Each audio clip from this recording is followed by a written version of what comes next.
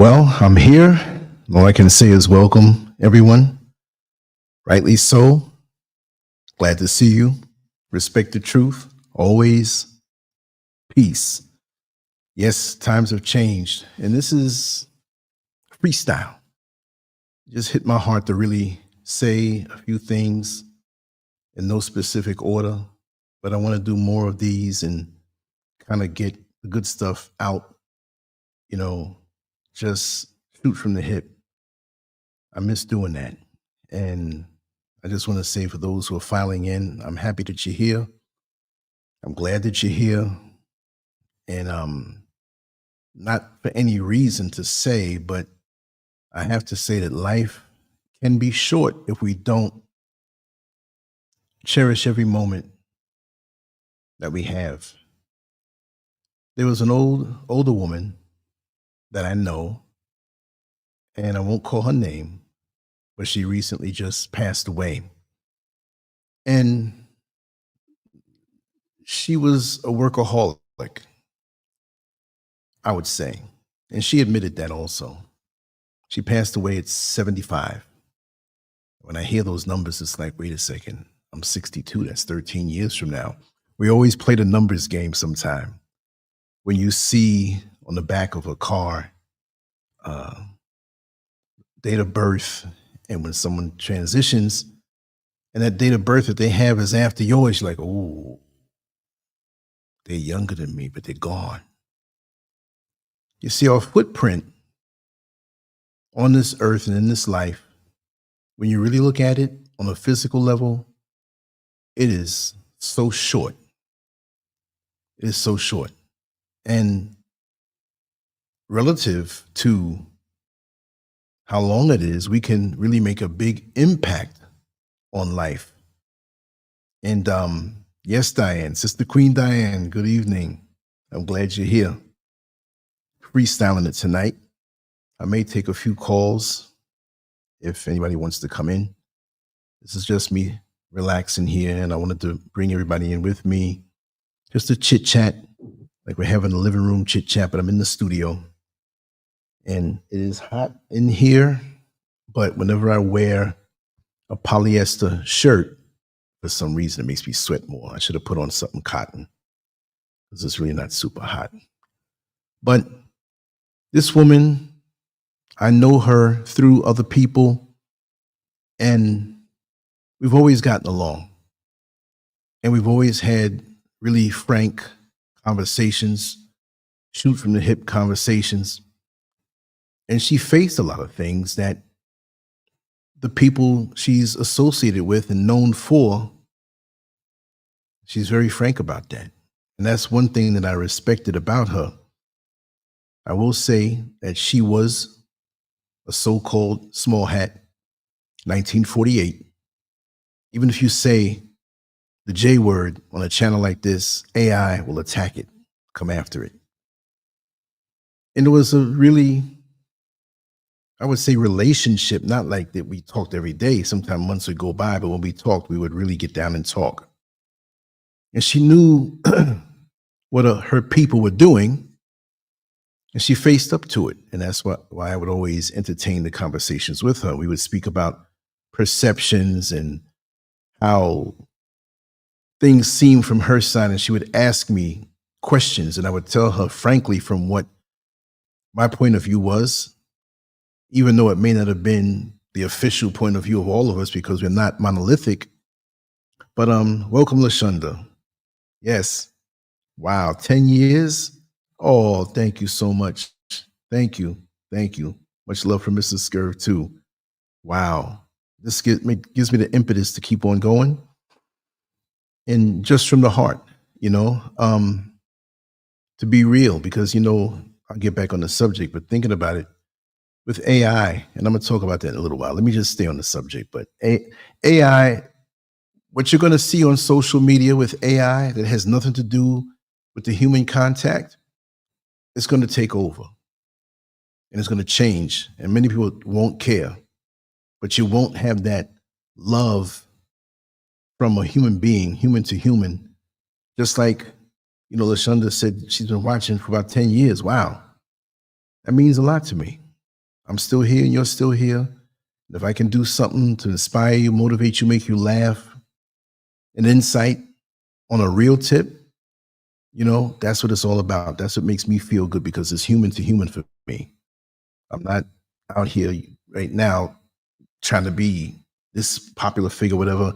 This is just my corner of the internet. And if you enjoy it, always reach out, always enjoy it, But going back to the other subject, and like I said, tonight is a freestyle. It's not any one subject, but we're just going to touch on a bunch of things because in my mind, there's always so many scraps of things that can be its own show, but sometimes you're just in that mood to relax and do what you do. But that connection that I had with her, because I'm not going to say I'm open-minded where I'm just blindly open to everything that come on in. I filter. So I had checked her out for a while. And I said, okay, she wasn't responsible for who she was born as, but her mind went beyond that. And I respected that. And she passed away, and I want to say rest in power. You were real. And if everybody in the world was real like that, we wouldn't have the issues because she took accountability for what her people are doing now. And that's something that, I respect. But like I was saying, this life, the imprint that we leave on it, we can impact those around us, energy-wise, motivation-wise. And it's almost like running a relay race where you have the first person who starts it, runs around the track, and they have the baton. And when they get to the person waiting for them, they pass the baton on, and that baton goes on around again. That energy goes back around again. It may not be in the same physical body because you ran your part of the race. And I think with us, we forget the part of the race that we're running.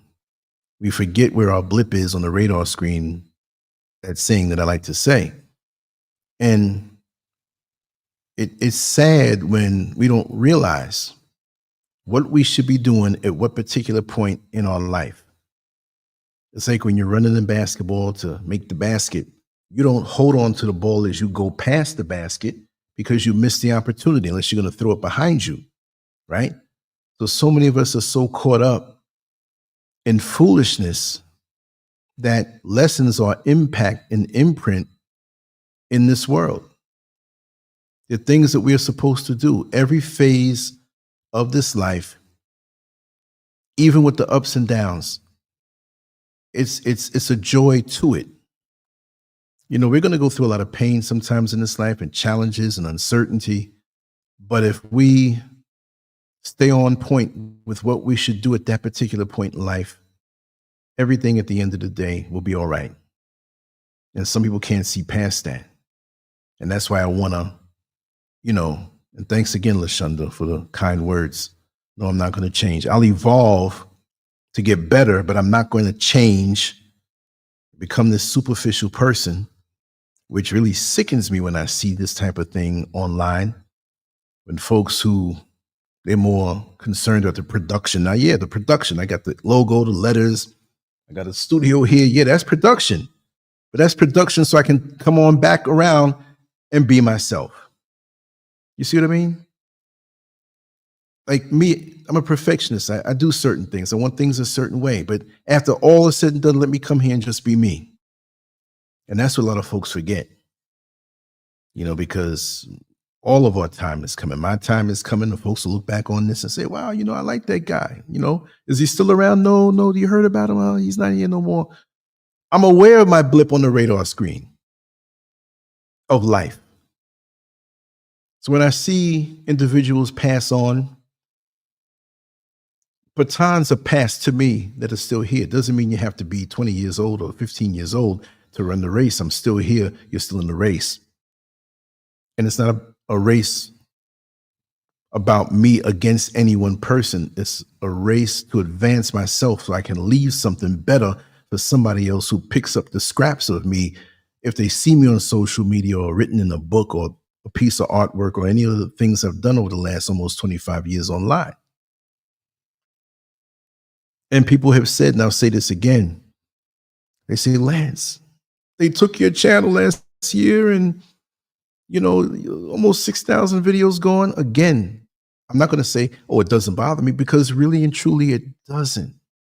You know why? Because those who I connected with, those who I've touched and they've touched me to inspire me, that energy never stops. So you can take down a video or a channel. It would be nice if it can keep going, but I'm going to keep going. I'm here now. And whatever energy or inspiration I can serve my people with, then that's fine. But it's not gone. It's like situations where I've seen, say, for example, there's about 3 situations like this, where you have a couple, married or not, it doesn't matter. It's not the point. And the father impregnates the mother, and they're together.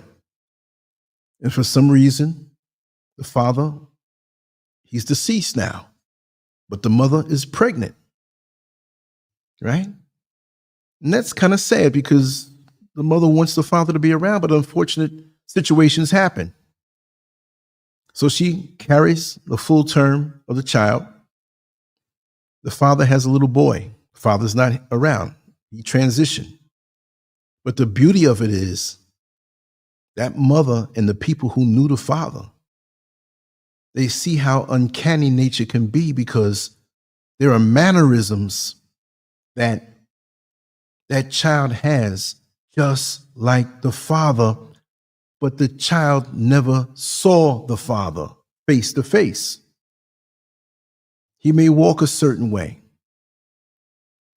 talk a certain way, get older and become a teenager and have a certain smirk, have a certain way with the young ladies. But there's something that was passed on to that child, but that child never saw the father. Ain't that something? So it's about energy. So all of this false production that people get caught up in and take it serious and take themselves serious, I don't take myself serious like that. I'm glad to be here.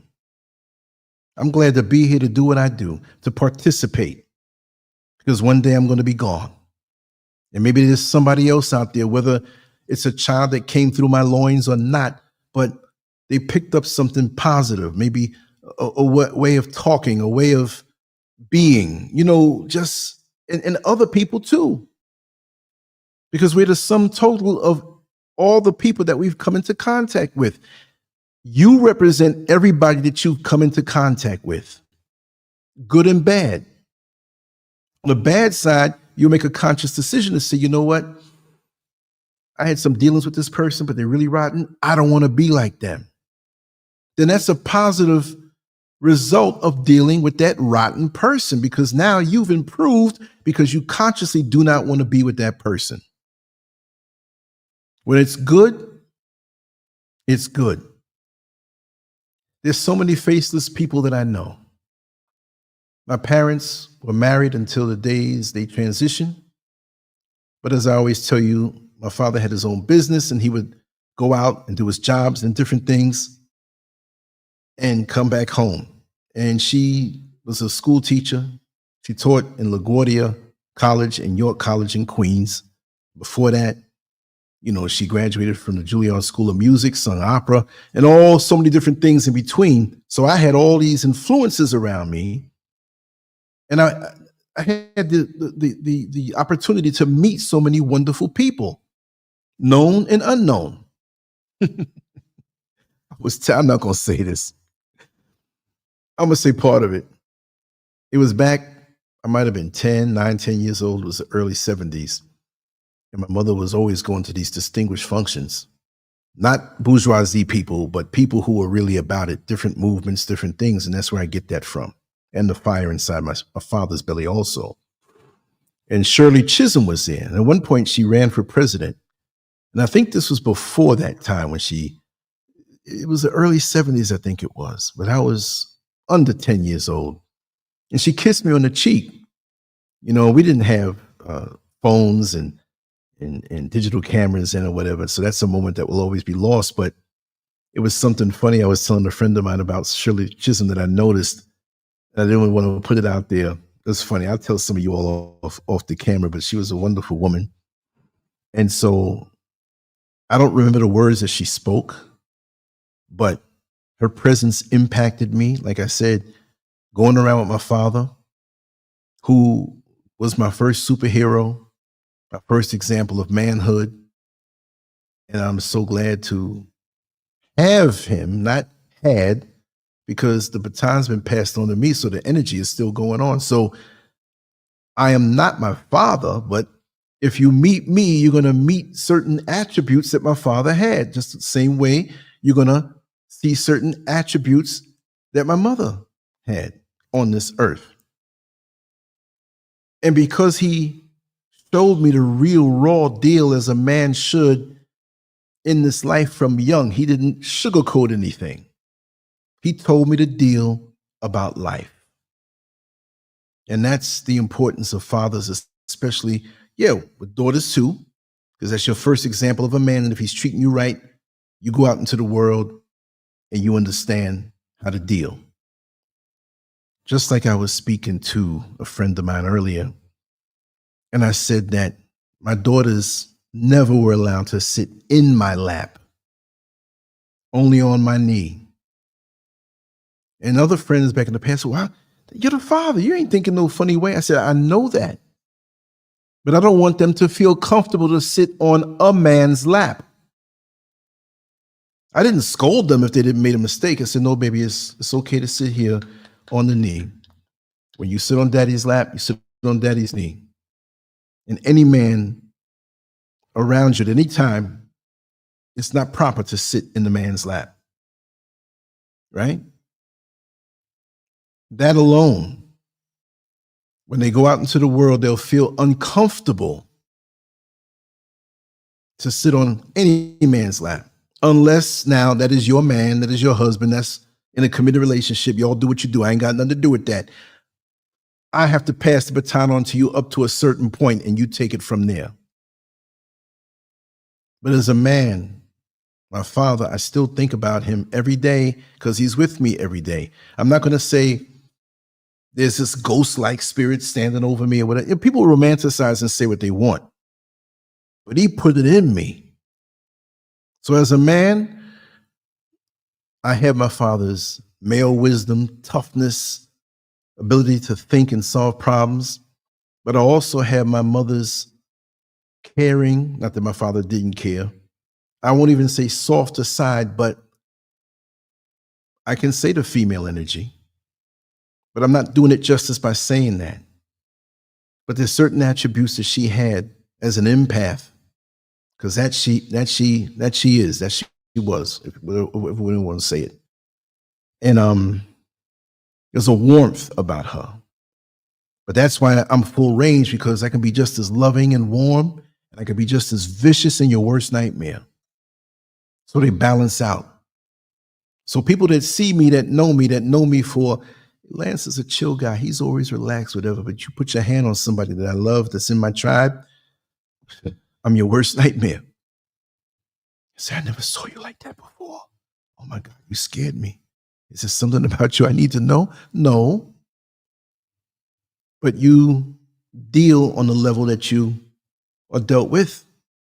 And on your watch, as a man, there's certain things that you oversee. We don't need police if we had more real men. We wouldn't need police in our community if we have more real men. And that's one thing I'll say about, and welcome Renee Green, about being here in West Africa. And I was just telling a friend of mine, I said, it's funny because compared to where I come from, I mean, I lived in Orlando, but I'm a New Yorker. But either place and other places that I've lived, you call the cops, they're there in a second.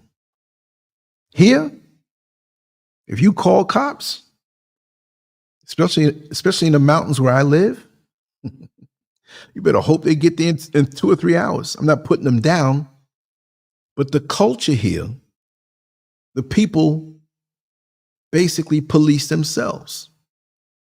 So you don't need this whole huge of groups of police and all these cars. It's not like that. I've seen guys almost get not into fights per se out here, but disputes where they were in each other's face. That if this was back in America, they would have been on the ground punching each other. It would have been over. The people, hey, they jump in. No. They do that. Two grown men. Looks like it's going to happen. And I'm like, man, this would have been over a long time ago. I'm glad they didn't have any guns. Not here, but back in New York, right? So if we police ourselves, and I don't mean we have to be standing over each other, but if we respect the authority of manhood and womanhood and the majesty of those positions and how that energy undergirds and supports the community and society, we ain't got nothing to worry about. But when there's a tear in the fabric, welcome, wise man. Yes. Oh, yeah. In Africa, yeah, they have little things where they want a little money. They're not getting much money. I understand that. But the people, what I'm saying, there's more connectedness and humility that I can see. They paid the cops more, they wouldn't be doing that. But they got their little corruptions over here too now. You know, you got to understand that. It's not perfect over here. There are some things that need some development and growth. And I'm not putting America down. I'm just telling it like it is. You know, but like I said in the title, and that was one of my thoughts. And when I do a title, sometimes I'll start out that way and then segue into other things. And this is a non-structured show, just a rant in the conversation. But when I say something about the world today just doesn't feel right, it's been that way for so many decades. And when you're very sensitive to what's going on around you, that feeling, as it increases, it's like somebody tapping you on your shoulder. Hey. I feel like the lobster or the frog in the cold water on top of the fire that's getting warmer and warmer and warmer. And I had such feelings, or one feeling back in 2018, it was. And I spoke about it before. I can't find that video. It was on the old channel. But it was something to the effect of this title. But I think it was something is on the horizon that's not good or something. And I'm not a doomsayer. But if you're laying in the bed and the window's cracked and it gets cold at night and you don't have any cover over your feet or no socks on, you kind of wake up, something says, hey, put some socks on, right? And it was that kind of feel. But right now, it's probably going to happen again in a year and a year after that. Not every year, but on my shoulder a little bit. Something's tapped me on the shoulder like, hey, we're real off right now. The spiritual and emotional and mental check engine light is coming on in my mind, and I'm seeing it.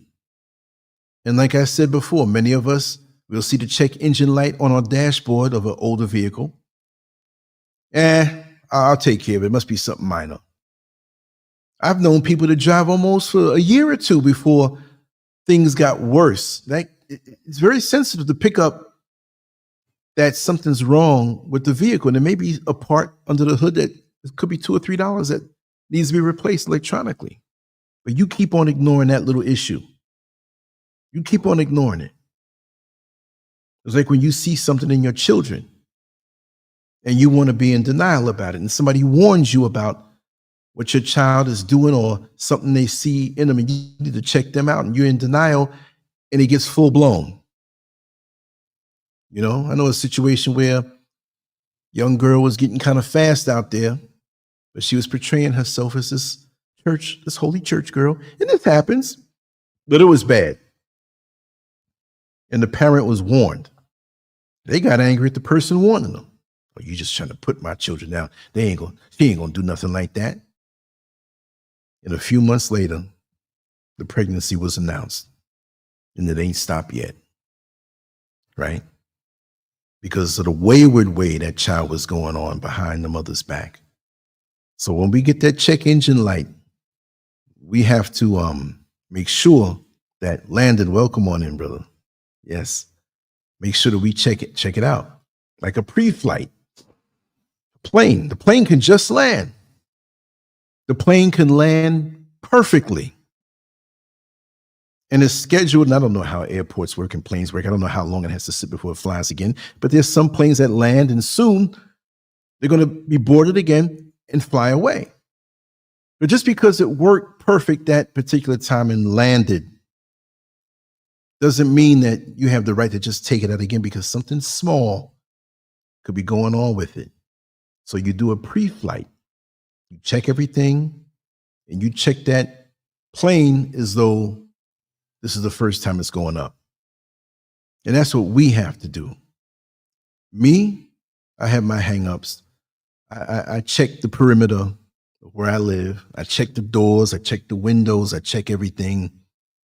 I'm laying in bed. I'm just absorbing the noises and seeing what's going on. I'm not paranoid per se, but I've been through enough to know that if you don't check certain things at your home, or before you go out, or how you leave your home. You leave your house and you drive or hop on a van or a bus, a train, you got something on the stove, that's the worst feeling. So even when I didn't even cook that day, I'm checking the stove. Certain things I'm unplugging. I want to know that things are right. And many of us don't do this because there's so many things that we overlook. The signs that are given to us that we overlook in our health, in each other. How about the young lady in Jamaica recently? Yes, Sister J. I'm glad you're watching. You may not be in the chat room, but I'm glad you're watching. I'm glad you are where you are. I'll say that much. Think Be Productions, LLC, or are people going to start addressing the causation of what we are really up against, that going behind the veil? Okay, we cannot evolve only addressing what is visible. We got to get to that point. Think B. The bottom line with that is some of us are going to perish. Look, if you see somebody laying on the train tracks and there's a locomotive coming, don't worry about the typos. I know what you're saying. And they're not tied down to the tracks. They're just chilling out. And you see a locomotive coming. And you're like, wait a second, man, get up. You're going to get run over. And they're on their headphones. They drinking a little more liquor, snacking on something, just whatever. And you listen, you're smacking them, you know? You smack them all liquor out their hand, pull the headphones out, the thing is getting closer, you're risking yourself. Well, guess what? You try to actually pull them off and they pull back, then you want to perish then. Look how valuable you are to people in your inner circle who you have now and the people you have yet to meet. And anytime I travel or move somewhere, I say that. When I left New York and went down to Orlando, Florida, well, you don't know nobody down there. I said, listen, I have friends down there I haven't even met yet. Right? I have people who will betray me down there who I haven't even met yet. My gift of discernment has to be on full blast. When I came out to the motherland, I said the same thing. There are people that I'll be acquainted with and be friendly with eventually that I haven't met yet. Having that feeling, you don't even know when the people who are in your inner circle who are waiting to betray you, that's a whole other story. So you got to check them too, right? You got to be careful. Energy changes. You got to be careful. You could have flown in that perfect flight and landed, and the next time it goes up, might be something, one thing wrong with it. And it makes it where that plane can't sustain a flight. It happens all the time. I don't like flying. I fly when I have to because I'm not in control. And then you have to understand There's a higher power, and life and death go together. Don't accept life if you can't accept the transition. And that's very, very important. You have to do things with the end in sight. It doesn't mean you have to sit up and get up every morning. I'm going to die one day. I'm going to die one day. Are you really? Your energy will be passed on like that baton in the relay race. We might leave this flesh, this armor, this encasement in a painful manner, in a peaceful manner, alone maybe. Or if we have the luxury of what they call a deathbed with all of your loved ones around and you just transition, that's a blessing. But whatever it may be, there's more. But you served your purpose on this earth, no matter what your religion and all this other stuff. You know, the man-made stuff that we push down each other's throats, which to me, there's truth in all of it to a point, but man has messed it all up. You know what I mean? Messed it all up. But this place doesn't feel right. This is not, and I'm not complaining. This is just an assessment because I'm at peace with the way things are. I'm not complaining. I've had to make adjustments within my own self and my own life to squeeze out the peace and contentment that I know I can attain. I'm not going to depend on the outside world to be perfect for me, so when I step out, everything flows right. No, that's up to me. I got to do my own spiritual and mental and emotional pre-flight. So everything works to get me from this point to the next point, my next destination. The Malt Network, welcome. I'm glad you're here. And you're right, Think B. Energy doesn't die. It transmits, transitions. So at this point for me, in the beginning when I said my friend transitioned at 75 and she was a workaholic, not to put her down, but that's what it was. She was already retired. And she had some retail jobs that she worked in different malls and stuff. She had a career, but she did that because of the discounts of what she can get from that store. And she had all these investments, and you know what? Never lived to enjoy it. Never lived to enjoy it fully. And she pushed herself hard, living life, but pushing so hard that she hardly got any rest. She'd go to bed late, get up early. But she was admired for being a go-getter. But I knew through our conversations that she was afraid of death. So she pushed life more. I'm tired, I should sleep. But there's and they lived in South Florida, I'll say that much. There's a sale in Orlando at this particular store. I'm driving up. You get a call, I'm in town. Weren't you in town last weekend? Yeah, but I decided, did you get any rest? You cut back on one of the jobs? No. I have to be to work back on Monday morning, but I'm going to stay here and I drive down. Chill. Be centered. Be centered and be in touch with your energy because, like I always say, when you're on a straightaway driving, you can go fast. It doesn't take any skill to keep the car going straight. Nobody's on the road and you're going fast. I wouldn't push the fast part either. You never know. You can lose control of the vehicle. But what happens when you hit an exit and it's turning? What does it say? Slow your vehicle down to 25 miles an hour. Slow it down to 15 miles an hour. The more severe the curve of that exit is, the more severe that you're going to have to reduce the speed, and they let you know long ahead of time. Now, those of you who drive, you already know. When you're making that turn, what do you say sometimes? Look at the rubber that went up on the side of the wall there, little part there on the exit, because somebody going too fast and the car went up. I've seen it in front of me too sometimes. I've seen it behind me. You see the headlights go up and you're like, wait, man, this car's jumping around. Certain parts of the track of life, you need to slow down. Doesn't mean slow down and be old. People would say, I'm old at 62. Relatively, because of their mind and the conditioning, they're going to say that. But look at how many people I know who are old at 24.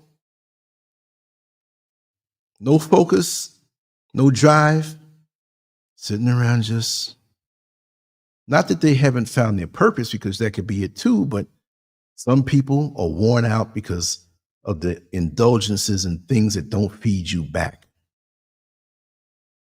I was listening to an interview of an 84-year-old man earlier that lives in, Vietnam. 84 years old. You can tell he's an older man, but not that old. And he's talking like there's no limit. We know we're going to transition, but my energy is going to go on, and I'm not going to sit here and worry about the change in status. When you're in school, you don't keep looking at your watch to see if the bell's going to ring. Only on Friday around 3 o'clock or whenever you're getting let out, you want to know that, the weekend's going to start. But you sit there until you hear the bell. Ding! Then you get up and you go.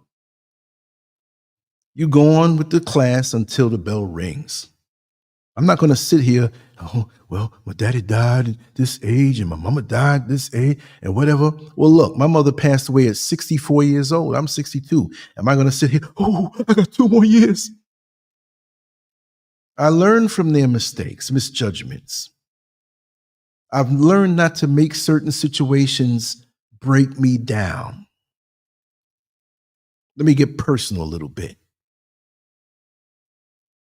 My mother was very caring to me and my brother, but she worried about his well-being because of his drug habit. She always wished for the best, for him to come out of that. College educated, brilliant. I've always told you, if he had a podcast and his mind was straight, he'd be the one getting 1 million subscribers and bedazzling you with words and really making you feel it. And he still had that ability. That's why he was New York's #1 con man, I would say. But she couldn't let go. It's not your fault that he is the way he is. She's checking herself and doing a pre-flight on a vehicle that she wasn't responsible for anymore. She did everything right. Right? So after a point, we can't let people drag us down and try to manipulate you and make you feel as though you're the reason they're in this position they're in. No, there's a cutoff point. Let's take a lesson from nature. What do the birds in the nest do? You get that mama bird at a certain time, yeah, you can stay here. By now, you're big enough, you're strong enough to be able to fly. And what does that bird do with the beak? Grabs the bird, throw you over. Now, I'm not saying throw somebody out.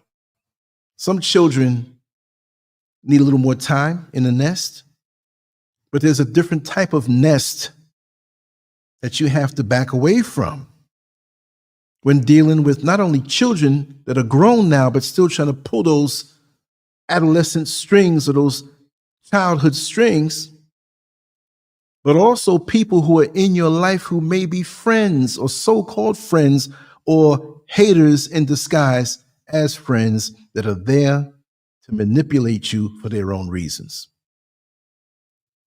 Always want to bring you back to something you have nothing to do with.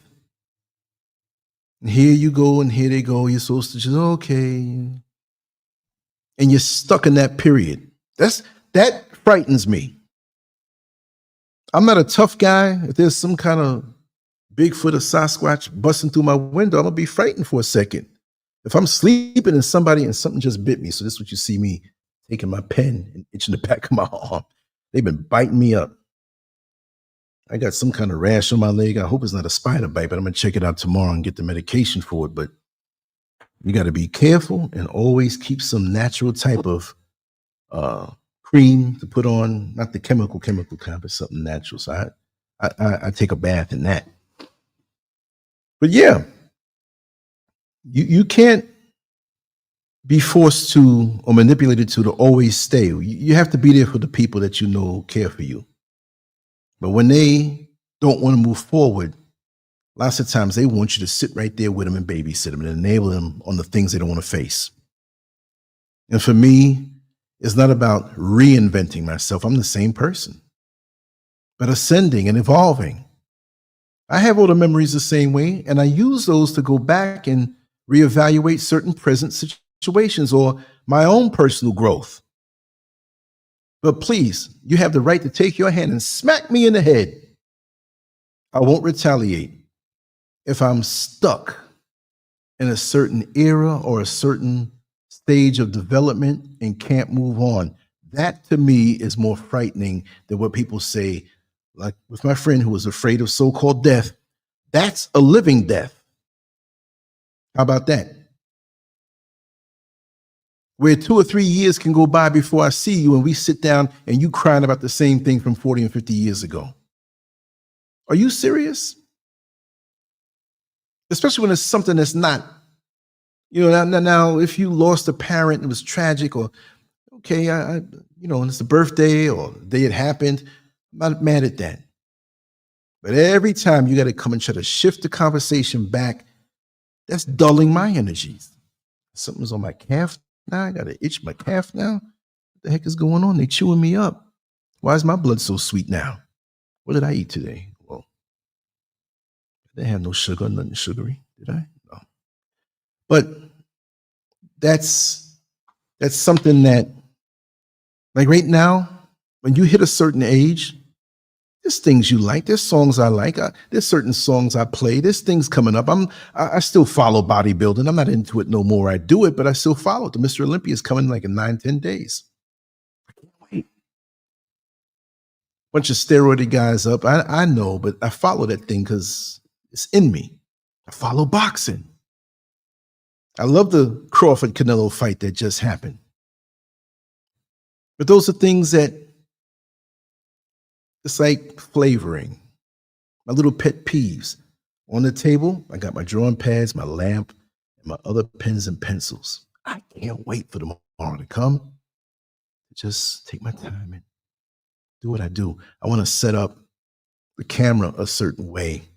I've seen other guys do it where they have the camera face down on the actual drawing and you just sketch and talk and sketch and do your detail. Those would be some long presentations because I sit down for hours and do my thing. Might be boring for some, right? Let me see what Think B said. Okay.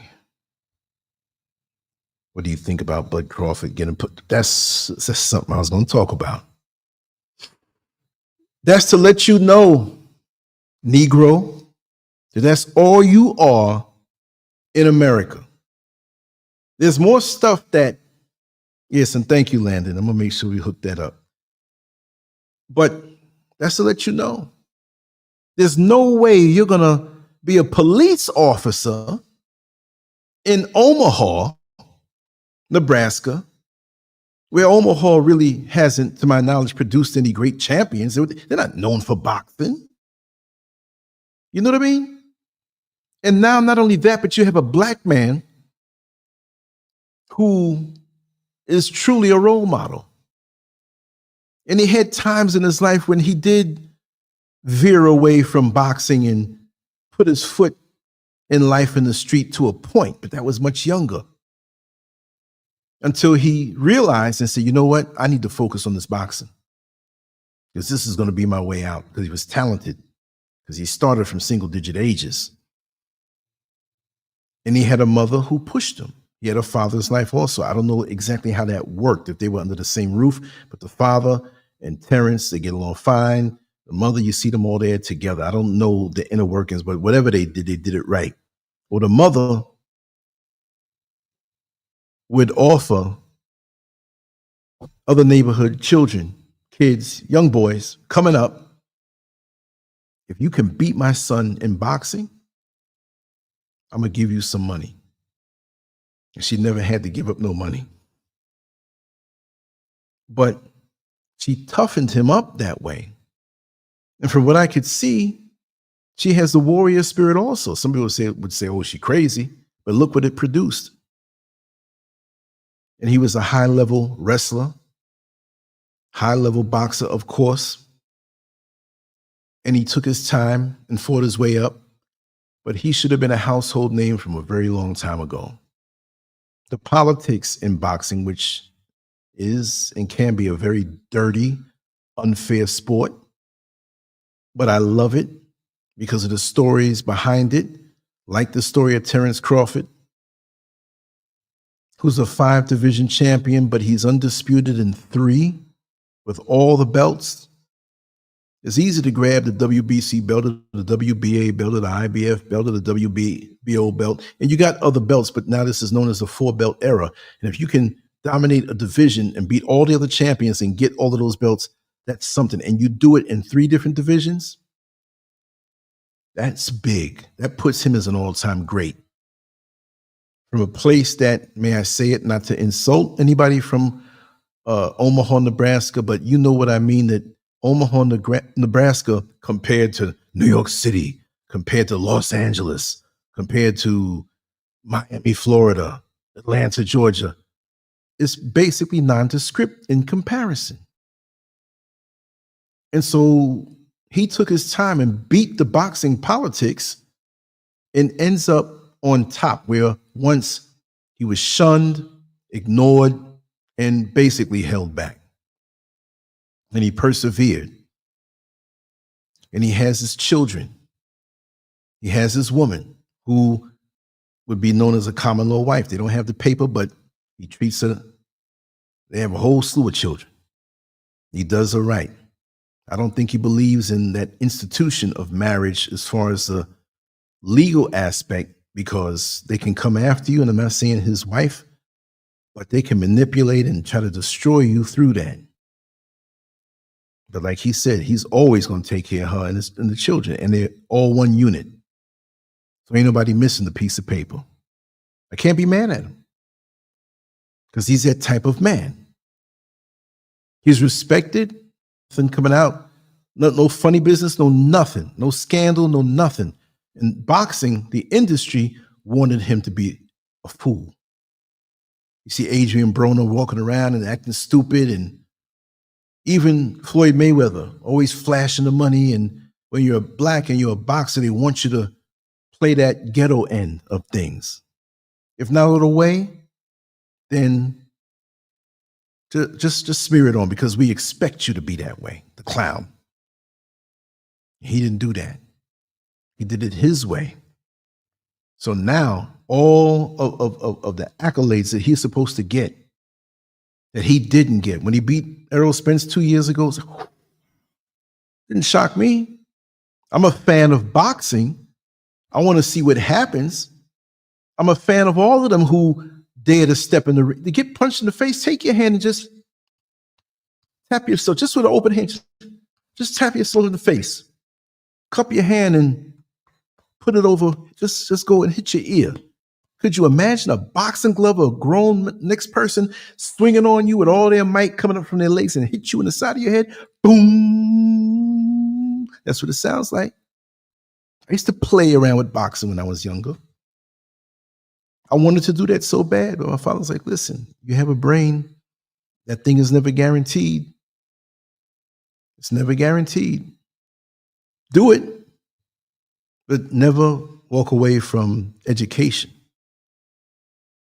And I remember the day, which was a turning point for me. I wanted to do it so bad. It was 1978, like 15 years old. And my father brought me down to a gym. I forgot what the name of the gym was, but it was on, those who were in Spanish Harlem know this gym if you're old enough. It was where Hector Camacho trained. It was on 125th Street on the east side of Manhattan. And Gil Clancy and Emil Griffith was supposed to be there. Not to meet me, but we were tipped off that they were supposed to be there. My father brought me there to meet them. He didn't know them, but, let's see what this kid got. We went there, we waited and waited and waited, and they never showed up. I was so disappointed. And I watched the guys hitting the bag and all of this stuff, and it was so exciting to me. Didn't mean my father said, "Oh, we're not going to come back." But that's when I decided more so to get into bodybuilding, right? And I never lost my passion for, I'm not going to say fighting. I don't want to go fight people and beat people up in the street and all that stuff. But the athletic end of, professional boxing or amateur boxing, I loved that. I didn't like getting hit in the head though. But I think I had a little something, but we all do. Anybody who does that knows or feels that they can win.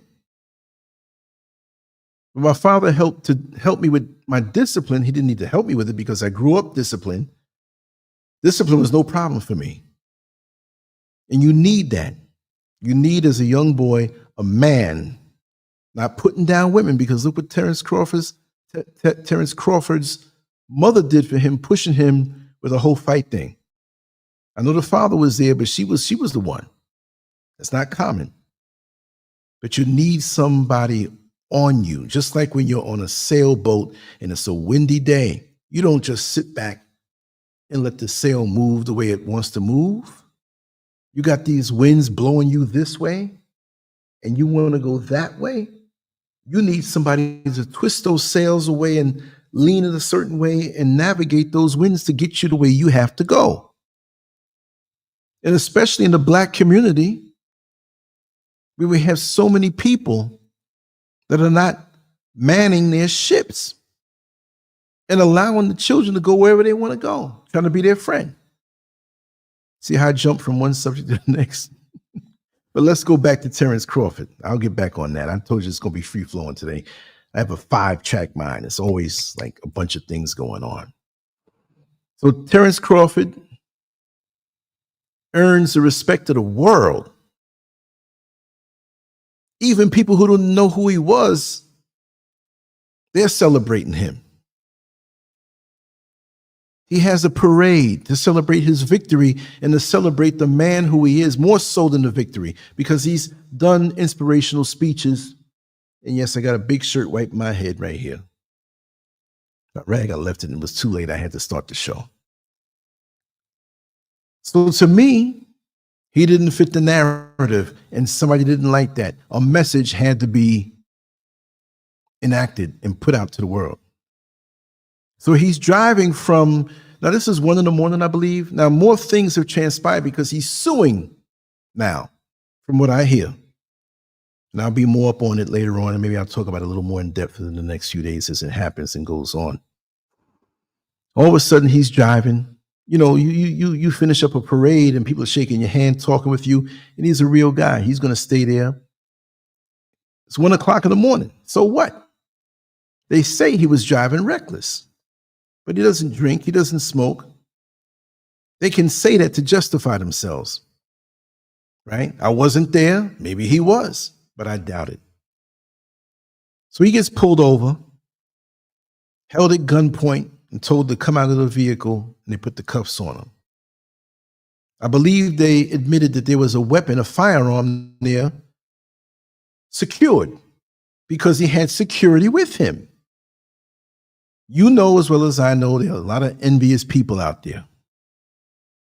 Somebody could probably take a shot at him, jealous because of their own lives wrecked up. What does he think he is? I'm better than him. If I had better brakes, I could have did better than him. People will envy you for the stupidest reasons. So they arrested him. And for what? And they said they felt as though their lives were going to be taken. And for all of this to go on, where did this cop live? Under a rock?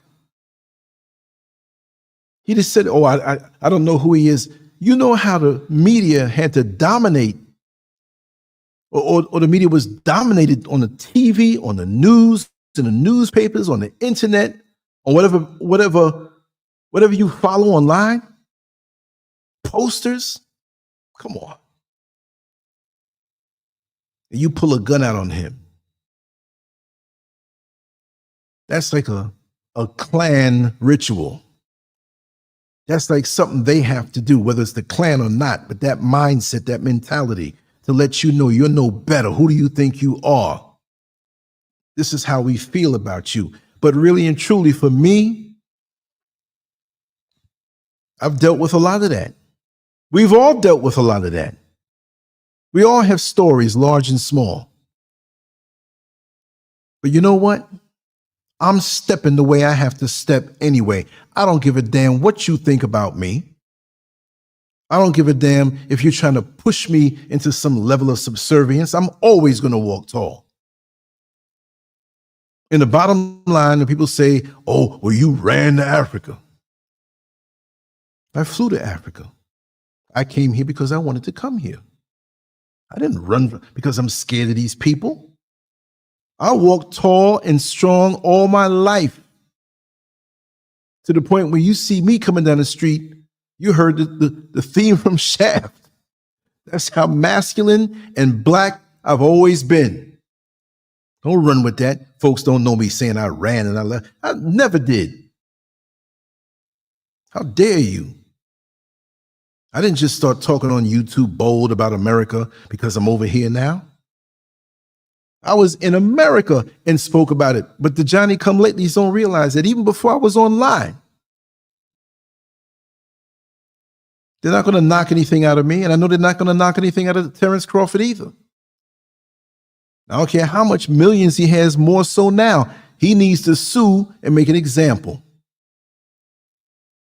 Because good and damn well, that cop was not going to take that gun and put it down, take off his badge and all his pepper spray and his taser and everything and say, okay, let's knuckle up.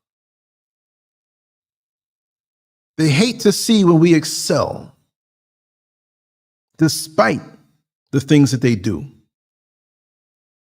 And so many of us who have greatness etched in our DNA have been snuffed out, not because we were weak, but because of how evil and wicked these people are. I don't want to be around them people. I'm not scared. I can deal with it. I left many, not just in a physical battle, but the mental and spiritual battle. They walked away busted up because they saw that they weren't going to break me down. Take away your channel, smear you, have the little agents come around. Let me just tell you something too. Agents are not just people hired by the FBI in a black suit, whatever have you. Just like a video that was forwarded to me recently, which I already knew this, but agents can be the cashier in the local supermarket to get intel on you. Well, I when she was checking out, she was on the phone and she said to somebody that she's going to go to Omaha next week and stay there for 2 weeks. Now they know about you with that. I picked Omaha because we just talked about Terence Crawford. But many of us, and this is going to segue into the other thing I want to speak about. Just because it looked black don't mean it's black in the heart. And I don't mean black in the heart when they say, oh, you have a black heart or you're dark, and they associate those words with, the darker colors, but I mean loving us. There's so many people willing to sell out, advertising with their code words that they will sell out, and they'll sell you out when you walk a certain way in a certain path. They do not like it. You're the antithesis of them, and your very presence irks them. When they see this spirit on you, when they see this energy on you coming off, and you'll shun opportunities for monetary gain to sell out your people, and they know you're like that. They can't even stand in an elevator with you too long. They'll have 10 more floors to go up. They got to get out. I'll take the steps. And if you're real, you can't change. You can't change.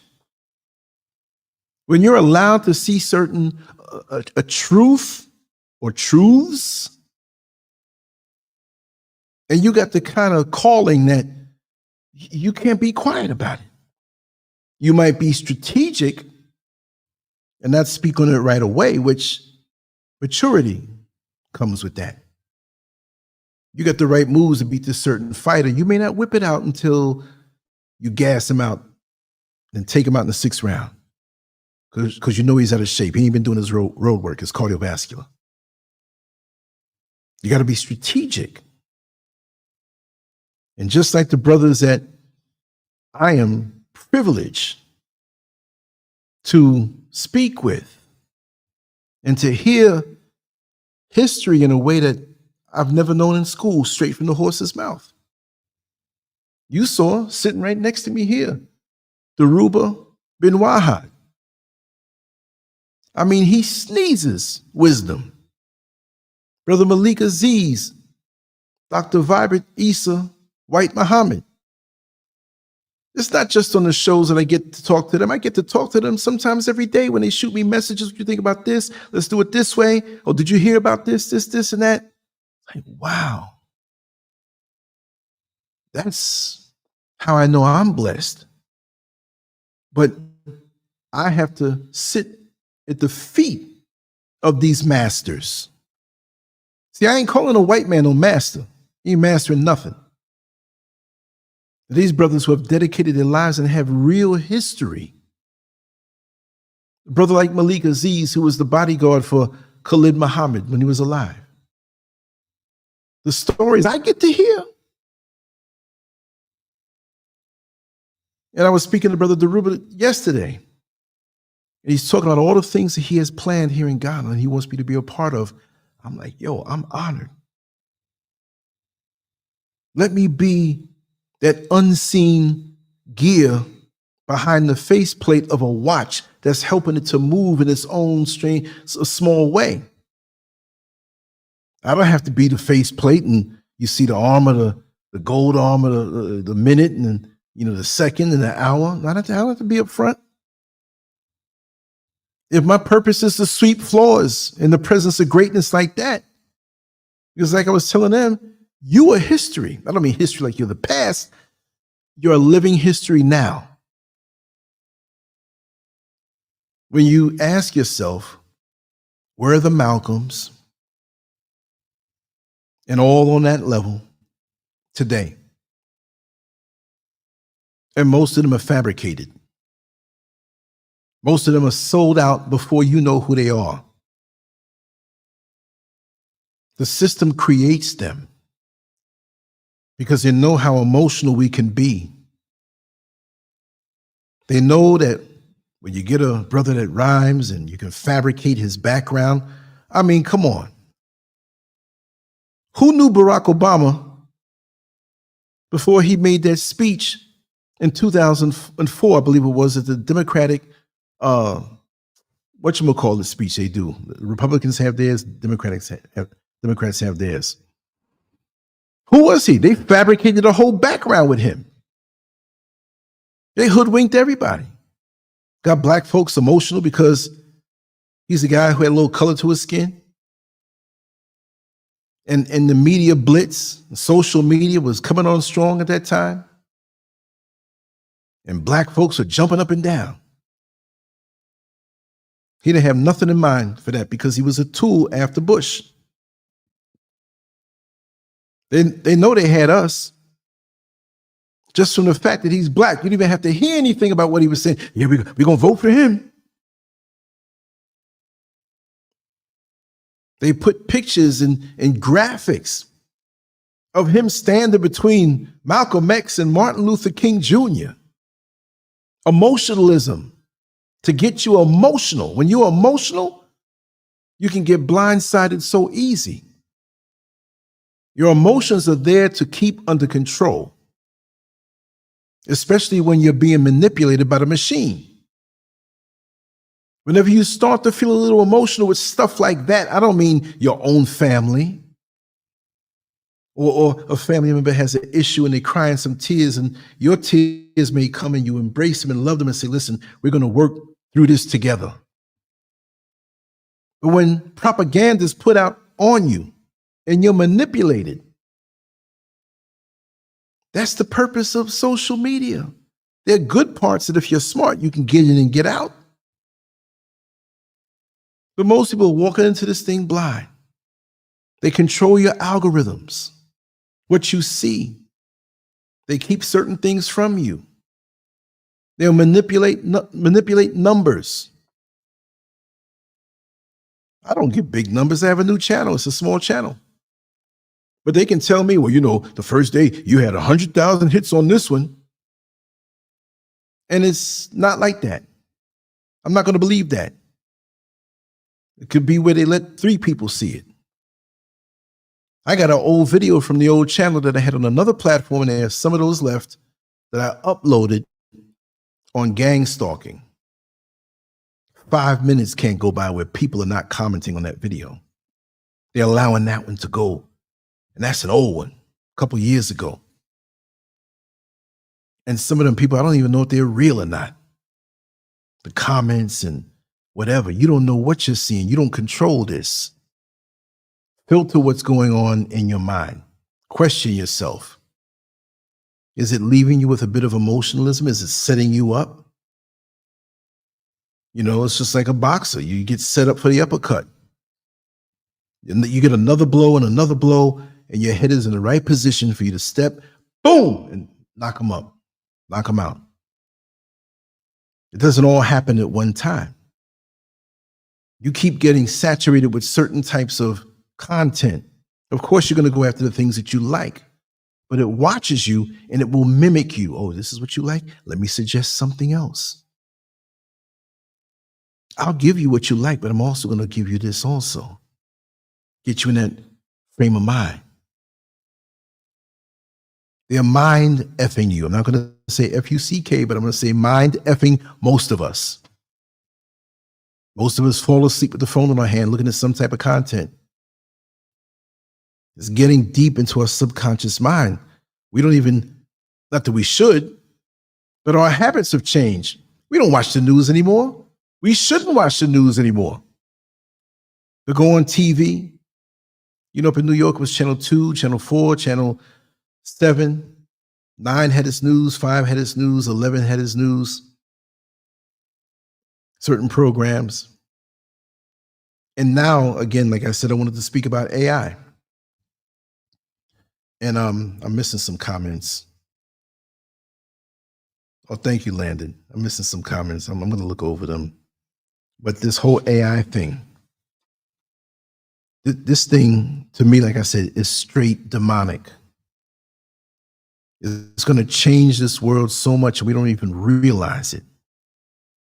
It's like we just hanging out at the beach at night, playing some music, been there all day. Folks are partying, living life, and there's a big tsunami coming at you in the dark, ready to slap the life out of you. I'm not saying it's anything to be feared. It's just something to be anticipated. But the whole thing about the jobs going, yes, that's going to happen. So we need to be in the mindset of self-preservation. How are we going to preserve ourselves if we're in this system and we're not making any money? And they want to bring the digital currency to America, UK. They already have it in China. Every penny you have, they'll know about it and can manipulate it. And if you're saying the wrong things on social media, well, guess what?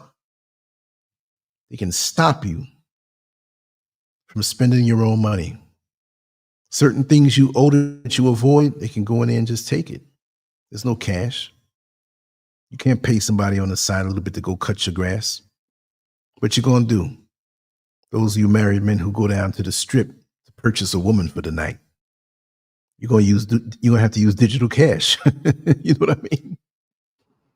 You get busted right there. But how are we gonna survive? I've said it before. If you go to the supermarket and there's no food, and you're in a big city, your home has to become your fortress.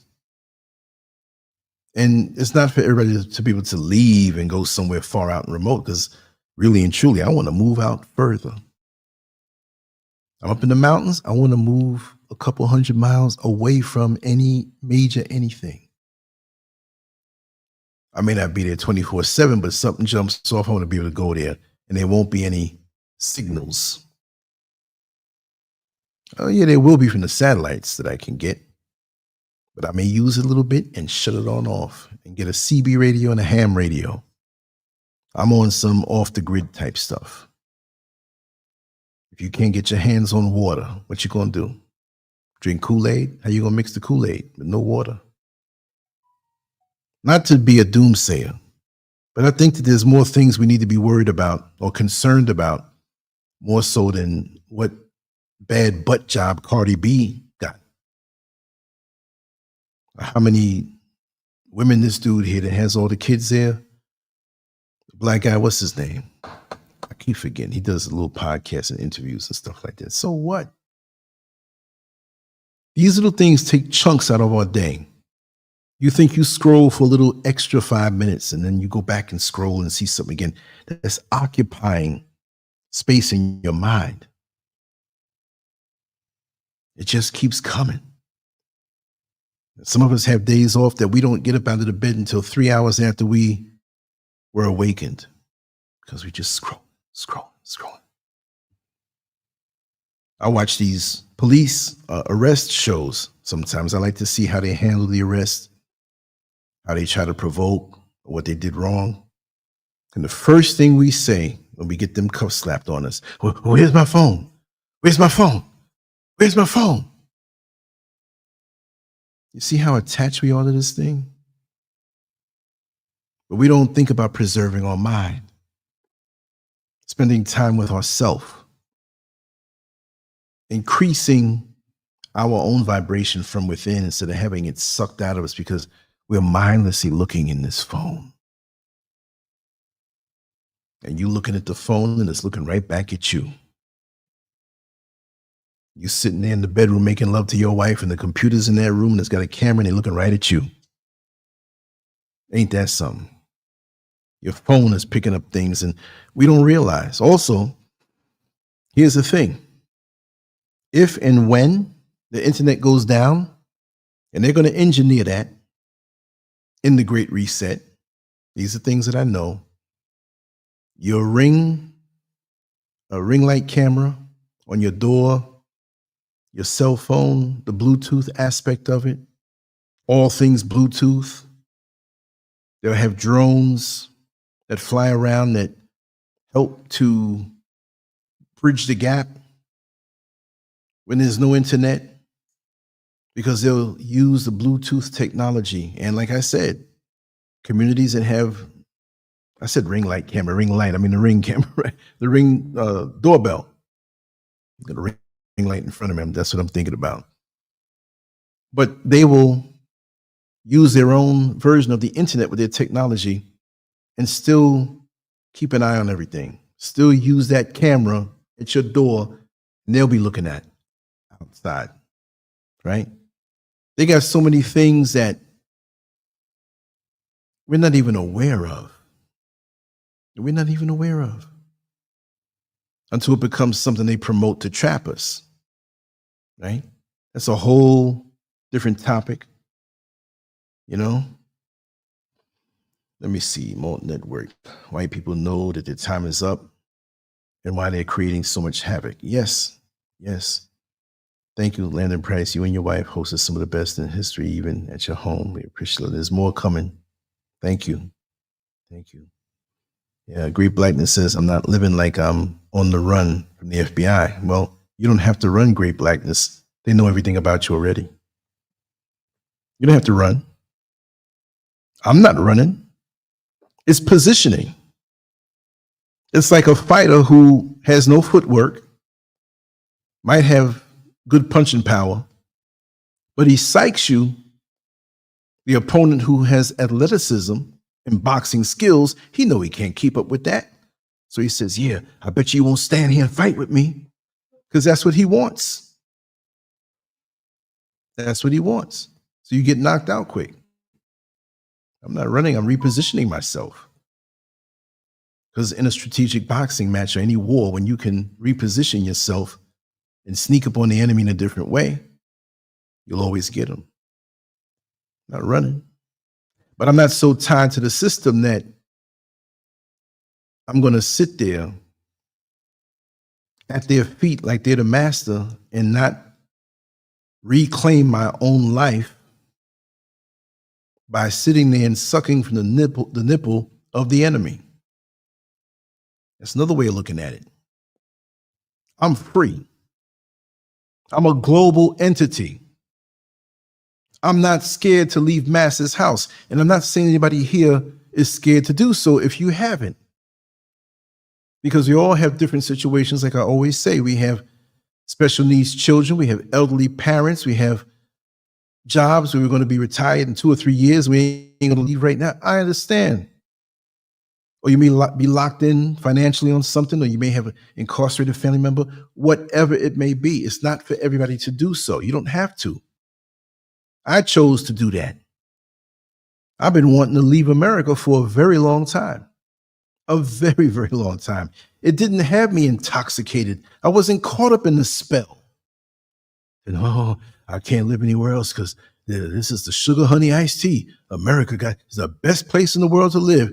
You go search in Google or Chat GPT or whatever you want to do, and it's still going to be opinionated, but search for the best places in the world to live. And America will not be on that top 10 list. There are obstacles and challenges in leaving America when you've known just that. I have to learn a new language when I'm over here, even though English is the primary language, but I want to be down with everything. There's cultural differences, there's ways I'm viewed. But it's so refreshing to not have to look over my shoulder. Right now, what time is it? It's 12:47 over here in West Africa in Ghana. I can walk up the darkest road right now. Down in the town is pretty much dead. Folks are home now. Things end early around here. You can't hear it, but none but crickets. I hear the bats fighting over each other for the papayas that are in my yard. But there's certain things I can just, I can take my guard and just to keep myself tense, shrug off. And now I can get into my own mind deeper because I'm not distracted. Laying in the bed, dozing off, and you pop, pop, pop, pop. Damn, somebody was shooting guns. Then bullets went up. They got to come down.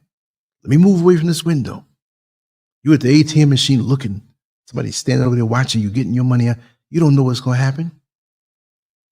Not paranoia, but what has been the acceptable level of stress.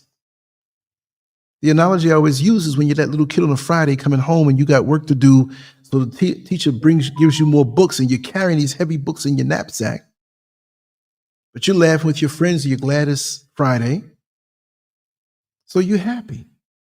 But it's only when you get home and take that knapsack full of books and drop it on your bed that you realize how heavy that load was. That's what it's been for me. When I first came here in April 25th, 2019 to about May 13th or so, 3 weeks. And the closer I got to the departure date to come back to America is the more depressed and more upset that I got. I really was, just on the first trip. The first time. That little bit of time, we went all over, but it affected me. Like that young man who's doing good in school, lives a clean life, but he had an encounter with a young girl who's 2 or 3 years older and more experienced, and she did some things to him. And when he come home, the parents know because he has a different look on his face. You know what I mean? He realizes that his male organ is there for more than just urinating. It's a certain look, and somebody got to him. Let's Get them back straight. Son, stay in school, stay focused. Girls not the enemy, but just don't get caught up. That's what it is. I came back to America. I'm like, man, I knew the stress that I was coming back to. I knew what I was in before I left, but now to come out, to come back in, I'm not saying God is perfect. Not perfect. It's like the old Grace Jones song. I'm not perfect, but I'm perfect for you. And nowhere's perfect. I can rattle off a bunch of things that they need to do to improve certain things here, but here is here, and I take it for what it is. You love the person that you're with, those of you who are in committed relationships and who are in love and just connected. You see their imperfections every day. You laying in the bed next to your loved one and they had some beans earlier, and sometimes it's, baby, you need to clean out. But that's your man and that's your woman, and it's okay. But when I came back, I was so determined to get back, even though I had contracted malaria. It was this close to death. Lost all that weight. You'll remember those who've been here. That wasn't stopping me. I couldn't wait to get back. That's how powerful it was for me. So me, I don't run. I don't run. I couldn't even say that in my mind because, see, I've never been a runner. Only people who've considered running will say something like that.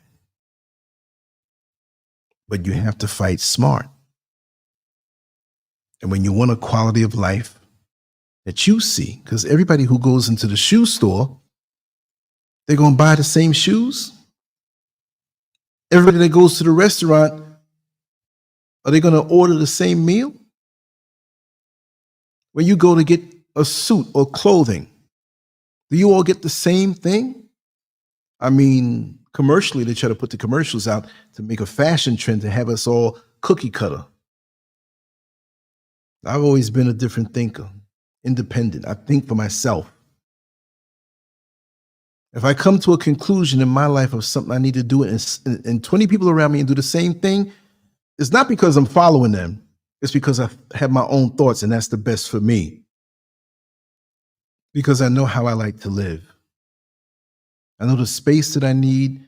I know what I need to see around me every day and the peace and all this stuff. And you know what? It's going to make me younger. And I'm not trying to lie about my age. What I'm saying is that my enthusiasm and my energy toward the creative and how clear I can see through my lenses, not just the physical, but the spiritual, the mental, the emotional. See? Time I don't try to hold on to anymore. Do this today. I'm not like that as much as I may do. And my projects go far beyond what's online. I let it happen. Just like when I spoke to my dear sister before the show, I said, well, I want to talk about a few things, but I don't know what topic. She's like, oh, and that big head of yours, you don't have a topic? I said, no, I got a lot of topics, but I feel I just want to flow tonight. There's certain things I want to touch on. And just like the title says, to get back on that, something about the world today just doesn't feel right. We've been tampered with so much. Our energy, who we are to each other. When you bring it down to Black people, African people, worldwide, melanated, whatever you want to call it. Look, we got so many folks that look like us who are so damn confused as to who they are. So confused, you know? And I can't fight. That's not my fight. That's not what I'm going to do. No, you're this and you're that, because that's part of the confusion that's put out there for us to fight over. You can't see that. I'm not saying anybody here, but we're on a sinking ship, battling each other instead of taking our fingers and plugging up the holes that water's coming in on. And that's by design. So that's not my fight anymore. And I say anymore, not that it really was, but sometimes you get pulled into and you're like, wait a second. I'm not going to get caught up in that. And somebody's sitting off by the side benefiting from us going at each other. And remember, it's not just, as we say in America, the white man is not the one that's the enemy. And when we say white man, we mean the system that benefits them. And the system that they're unifying on now, on a white nationalism level, to come at us. But we're still fighting against each other. You all who do that, I'm going to say it straight up. I'm going to be honest. I'm going to shoot from the hip. You all are fools. You all are straight fools. Because we're the only people who will go at each other while so much is coming at us, while so much is being plotted against us. Bill Gates, is that all he has to do is worry about black folks and birth control and, making us where we can't have children and reproduce and GMO food? What kind of evil demon is that? They might flag this video for, I don't even care. I'll make another one. You got people in powerful positions plotting to come at you this way, but you want to fight against your own. You stupid. I'm not going to be nice no more. You straight stupid. You may not grasp what the next brother is saying, but consider it. But we eat up what the enemy gives us like slop, a pig eating slop, and we're glad and thanking him. Oh, thank you. Thank you. Thank you for giving me this poison. It tastes good. Oh, man, I forgot. I had this stuff on my fingers. So when I did like that, I tasted the stuff. Ugh. It's Bill Gates' conspiracy. But yeah. Many of us will perish. I've accepted that by now. I don't think I'm anybody's superhero. But most of us are not dealing with logic and common sense and have a strategic war mentality to pull back and see the overall thing. I'm not fighting against it, and I don't think I know it all. But they have us where they want us mentally. I was in the supermarket by the Accra Mall ShopRite a couple days ago. And there was a African sister. She had to be 24, 25 years old, 23, right around in there. And of course, out here, you have some of the most, how could I say it? The shapes on some of the women could be quite eye-catching. Not even in a sexual way, but just even women who are straight, like, oh my God, she's got a shape on her. And she wore the tight stuff to accentuate it. She could have wore a burlap sack and you'd notice. So I'm walking around, I'm used to seeing this stuff. I'm pushing my cart. There's a couple little things I wanted to get. And when I got near the line, there was a white man that I saw walking around, an older white guy. He had to be like touching 80, but probably a youthful 80. But the way he was stiff, you could tell. So he walked up to the sister. She was in the line next to me, and she had a friend with her she was talking to. They weren't together, but he went and did a beeline straight for her and whispered something in her ear. And she laughed, and he did the motion like phone number type. I picked up, I'm watching this. I'm like, I get the crosshairs, And she giggling with him. The other girl's giggling. He's giggling. He's looking at her. He's letting her know he's looking at what's going on in the backyard. And he said something to her. And so she's like, okay, like they're going to wait. They got out in the line before me and they were waiting for this white man.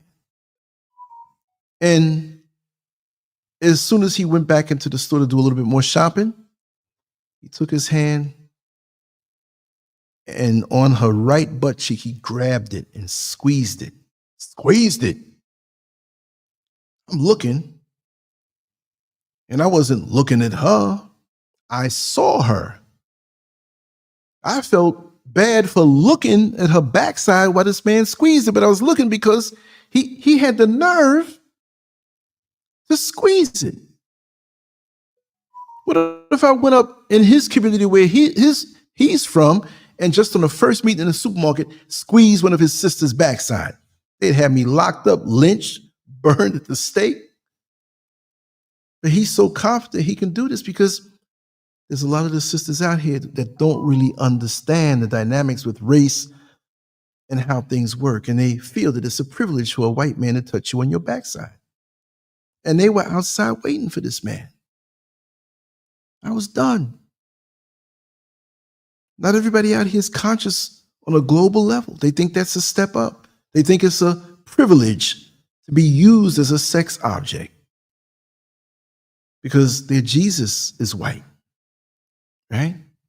Everything good about the world is in the white man's land, America, UK. I want to go there. There's nothing here. But they're stealing everything from us here. And we feel as though there's nothing here. I mean, I know there's something here, and that's why I'm here.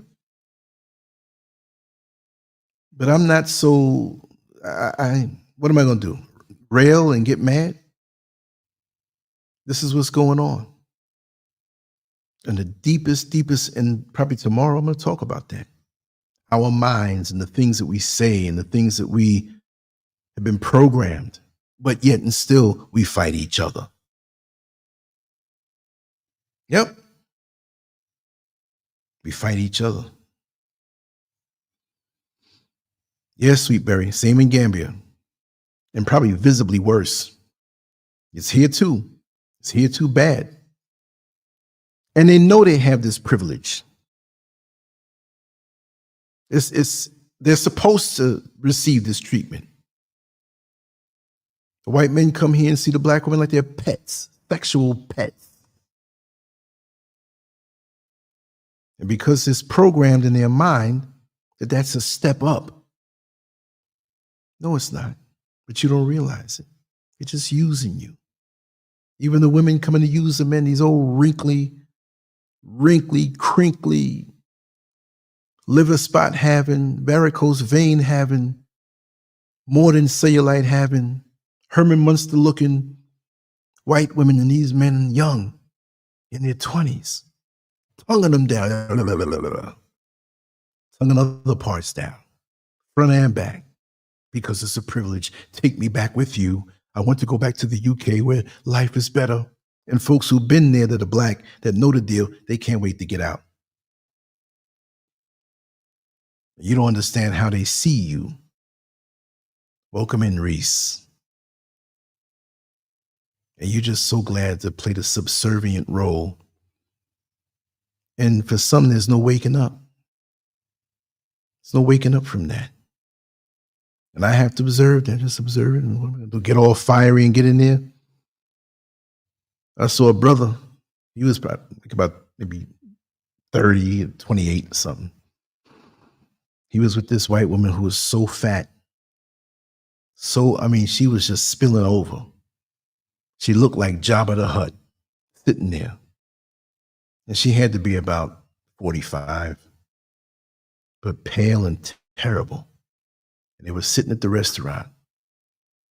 And she wanted to go up. And I was at the same restaurant. I wasn't just staring at him, but I'm noticing. It was a joke to me. I felt like whipping out and recording, but I said, no, I'm not going to do that. I should have, though. Because the way he held her face and she had to go to the restroom. So one of the waiters that was standing around, he asked him to watch the food real quick. He didn't have to go, but she had to go. And he wrapped his arm around her, and he was escorting her, and he was all spread eagle and upright. And he's looking at me when he passed by, all victorious, like, I got something good here. And you ain't good enough to get something like what I got. Brother, I don't want what you got. I'm not craving that at all.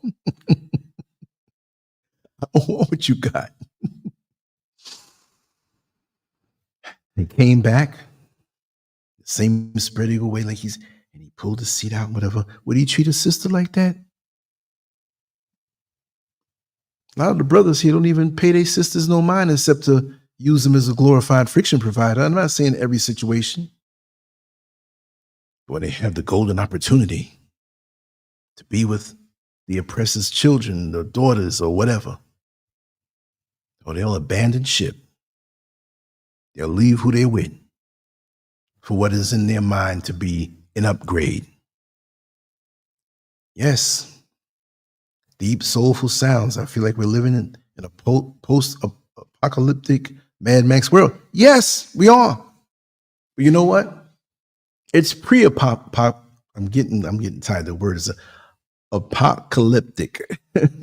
Tongue twisters. The worst is yet to come. This is nothing compared to what's coming. And the foundation has already been set. We've been infused with this way of thinking. Some of us have rejected it. Some of us understand and dodge the bullet. But there's some of us who just take it on in. Yep. And on that level, with that mind, I'm going to say something kind of sexual, but it's got to be between the lines. Some of us spit and some of us swallow. You know what I mean? I don't mean that act. I'm talking about this propaganda that they put. Some of us, they look for it. They'll swallow multiple sources, be known as that, and they expect us to be that way. And when they see that look in your eye that you ain't going for that type of stuff, you ain't spitting, you ain't swallowing, you ain't doing it. They know, and it's psychic. They can tell. They can tell, and I'm going to say it in a funny way, they can tell what kind of Negro you are. They can tell. They see me sitting here like this, like, you coming at me with that stuff. I ain't doing it. They already know. It's beyond the spoken word. It's psychic now. The level of coonery is psychic.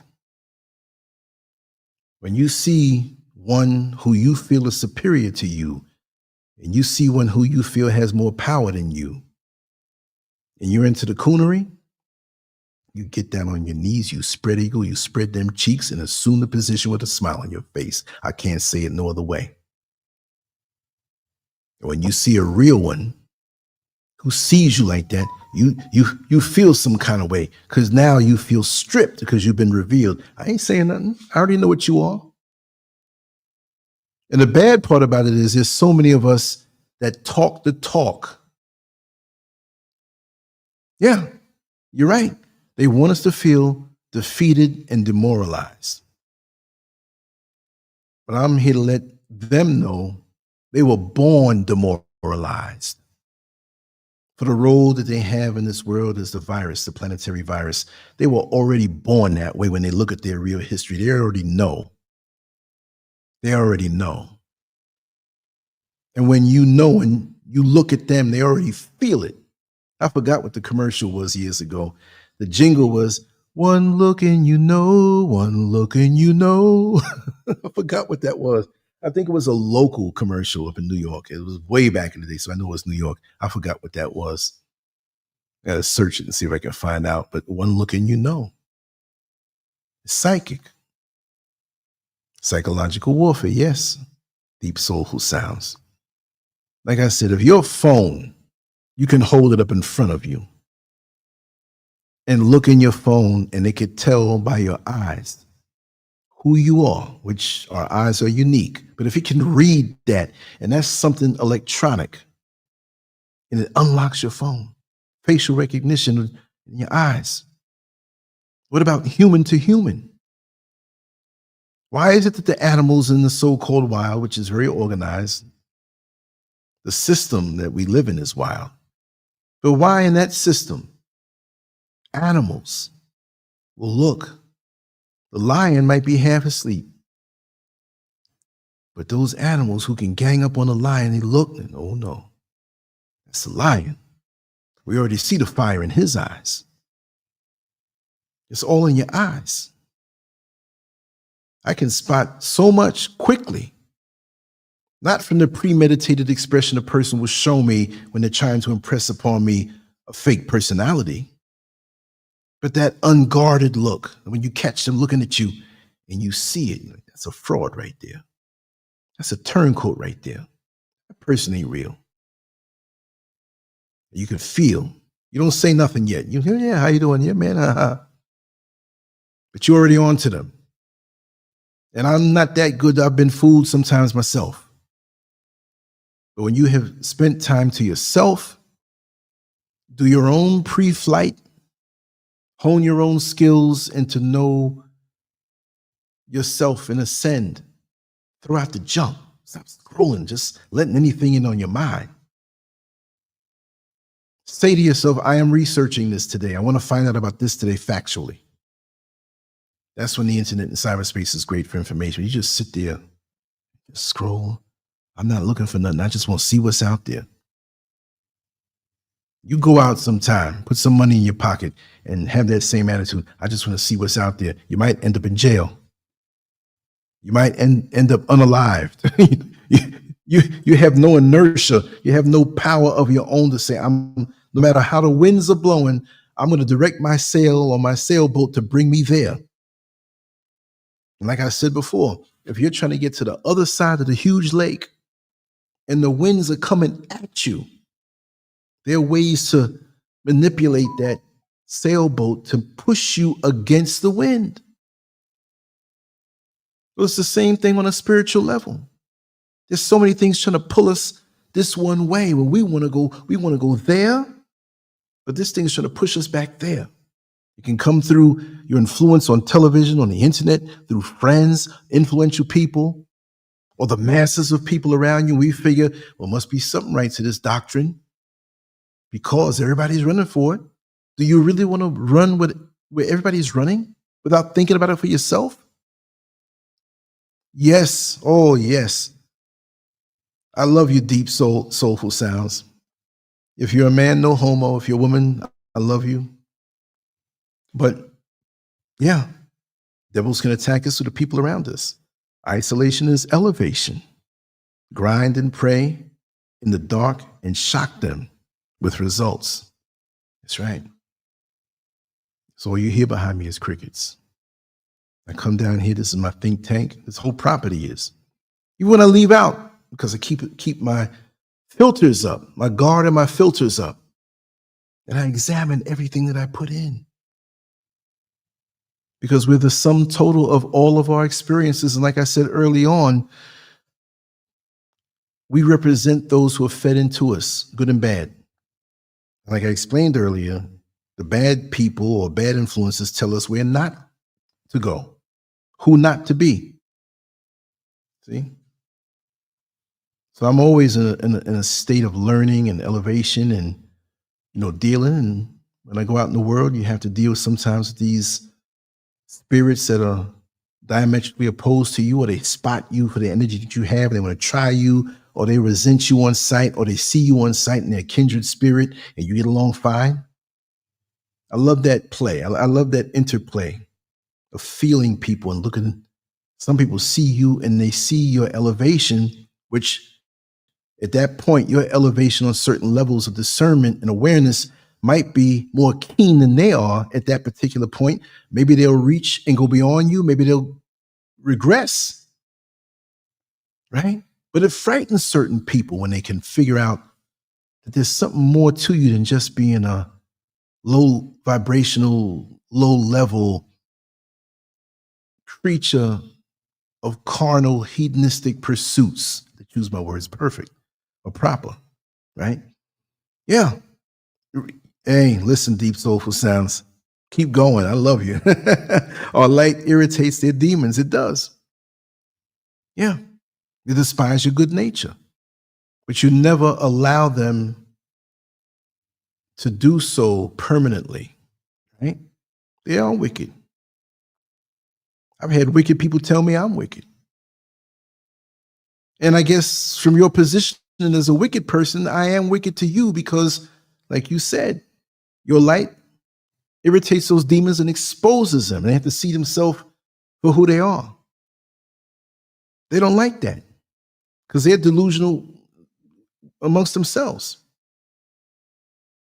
So who cares what the demons think? Yeah, you want to know who the demons are. So when you see them coming, you ready for their tricks. And the more you get stronger in that righteous force field around you and that awareness, they can see it.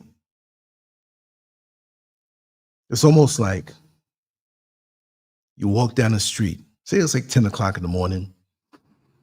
You walk down a residential street. This house is kind of close together, but they're separate houses, And you're going somewhere and the sun's bright. And you're walking down the street. And for some reason, you just happen to swing your head and look at this particular window at this house you're passing by. And there's somebody peering at you, holding the curtains close. But you felt it.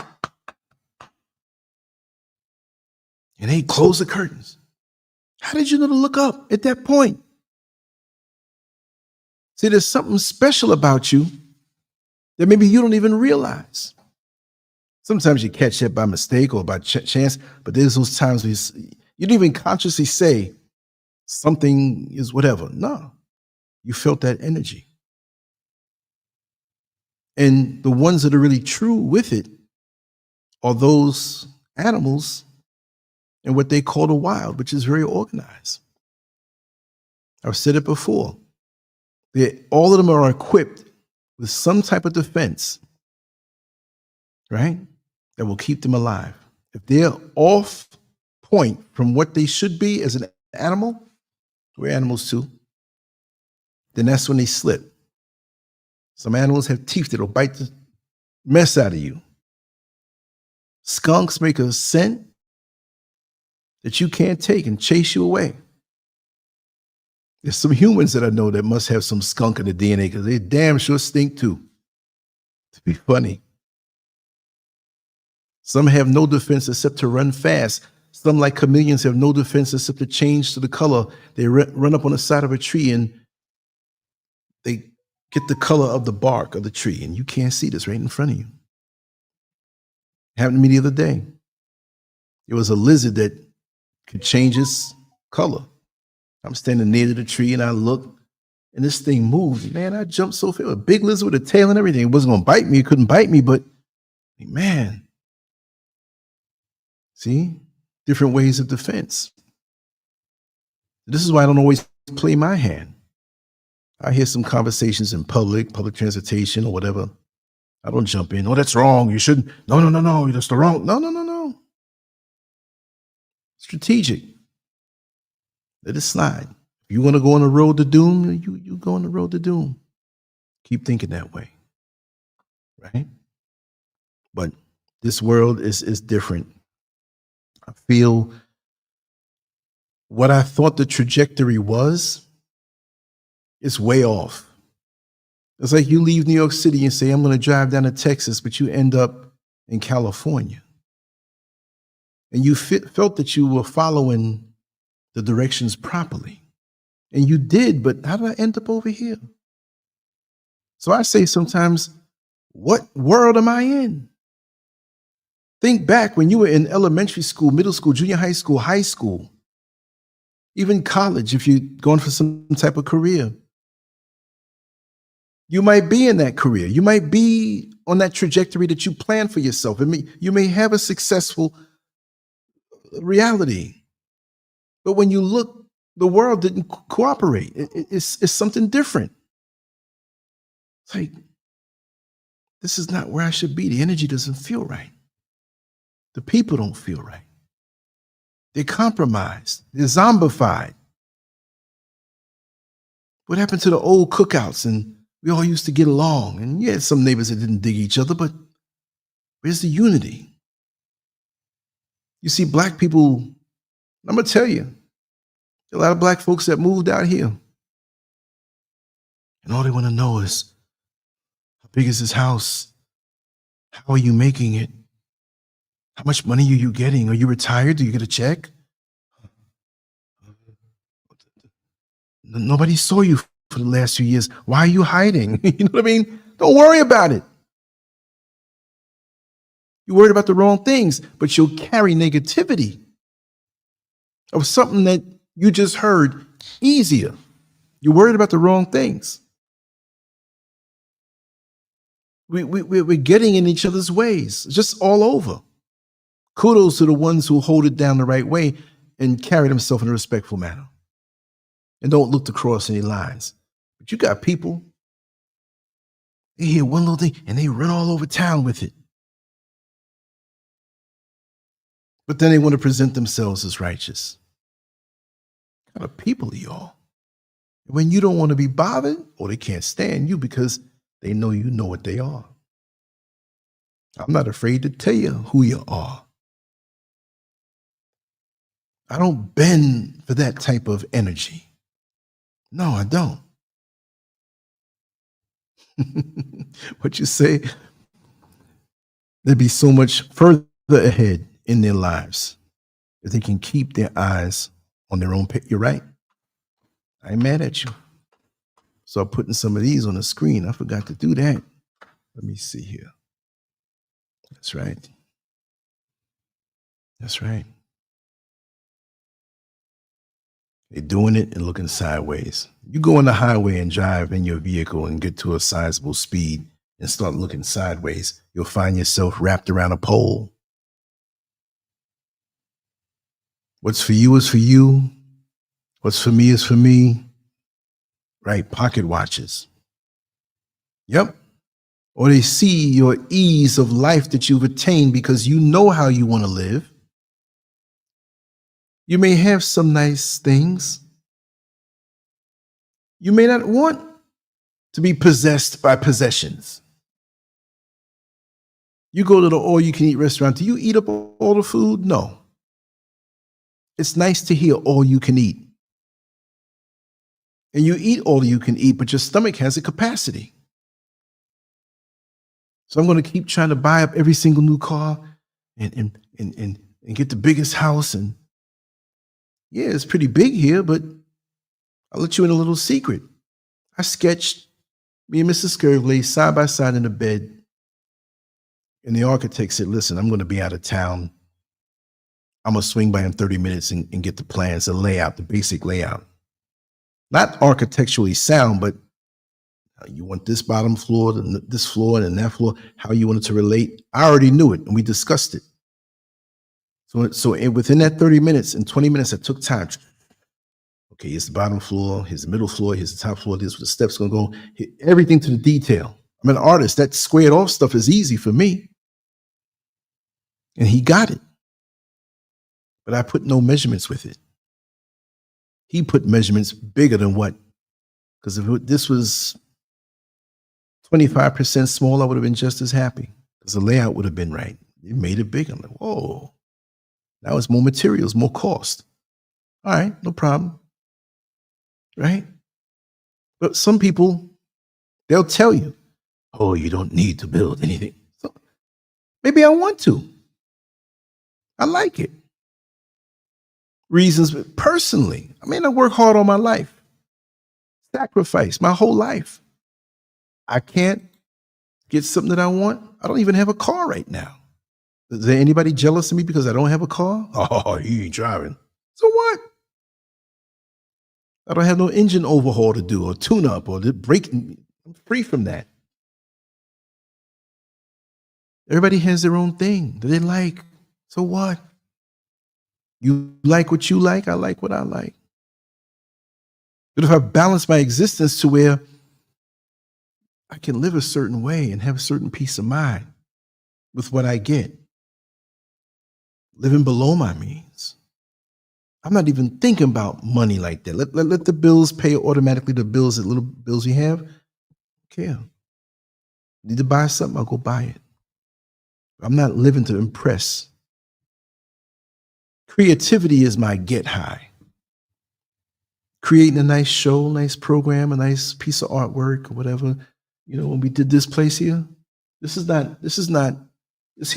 real. This is not a fake background, y'all. That's stone on top of stone. I always wanted that. That's what I like.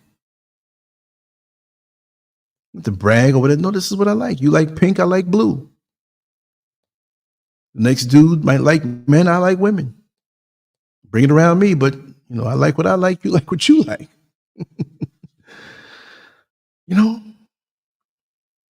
It's what it is. Thank you, Leonard Price. They did their thing, Exactly, deep soulful. Some people don't want to see you get anything good, especially if it's what gets me is when that's not even their thing. What you like may not be their thing, but they still mad because you're happy with the thing you like and you know what it is that you like and you get it. And it's not just about material, it's about atmosphere, creating your own reality, which is an extension of your creativity. To know what it is that what you like, what you want. You may not want what the next person wants. You may not want a Rolls Royce or Bentley. You may not want that. You may want an electric bike or a skateboard or whatever. You may want to be free of all of that. Because the attention that those things bring. And people expect you to fall into this trap of you should want what the masses want or the society expects you to be this way. No. I'm a weirdo that way. I've always been my own person that way. I've always been, I'm not going to follow the crowd. That's not satisfactory to me. And I respect what you choose for yourself.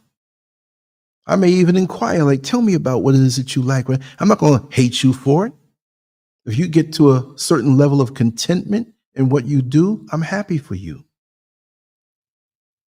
One thing that irks me is when people think you're playing the same game that they're playing and they do something or attain something and present it in front of you like they can make you jealous. No, if that's your mind, that's you. I'm not jealous of somebody else's debt. I'm not jealous of your bills. If you want to go spend out and whatever just to show out, if that means so much to you, fine. Me at my age, the amount of dwellings I've lived in and owned, and forget about vehicles and cars. I mean, what year was this? I had 4 cars at one time. I didn't even try to they fell in my lap. One guy sold me this Volkswagen Jetta for a couple $100, great condition.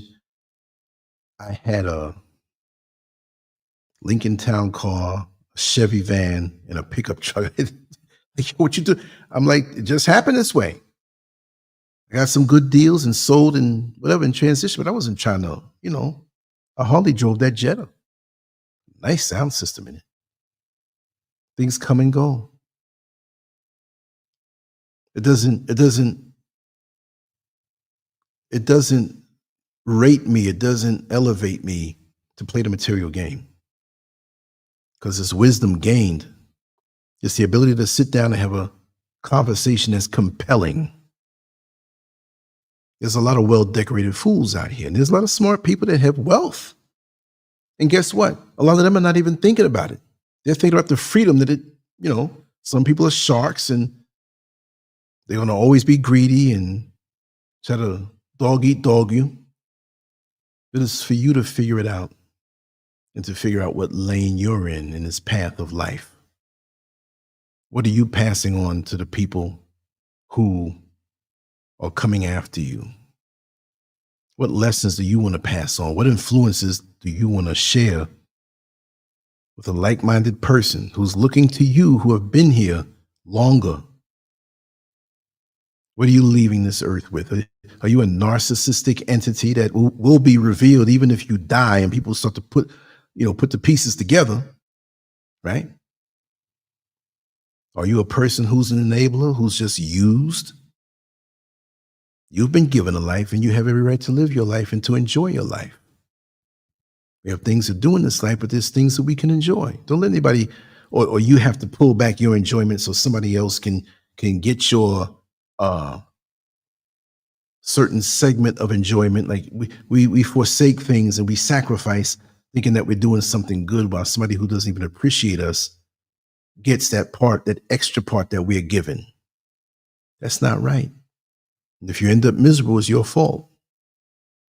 Yeah, be giving. I'm a very giving person. I'm more giving than most people think. Me talking like this.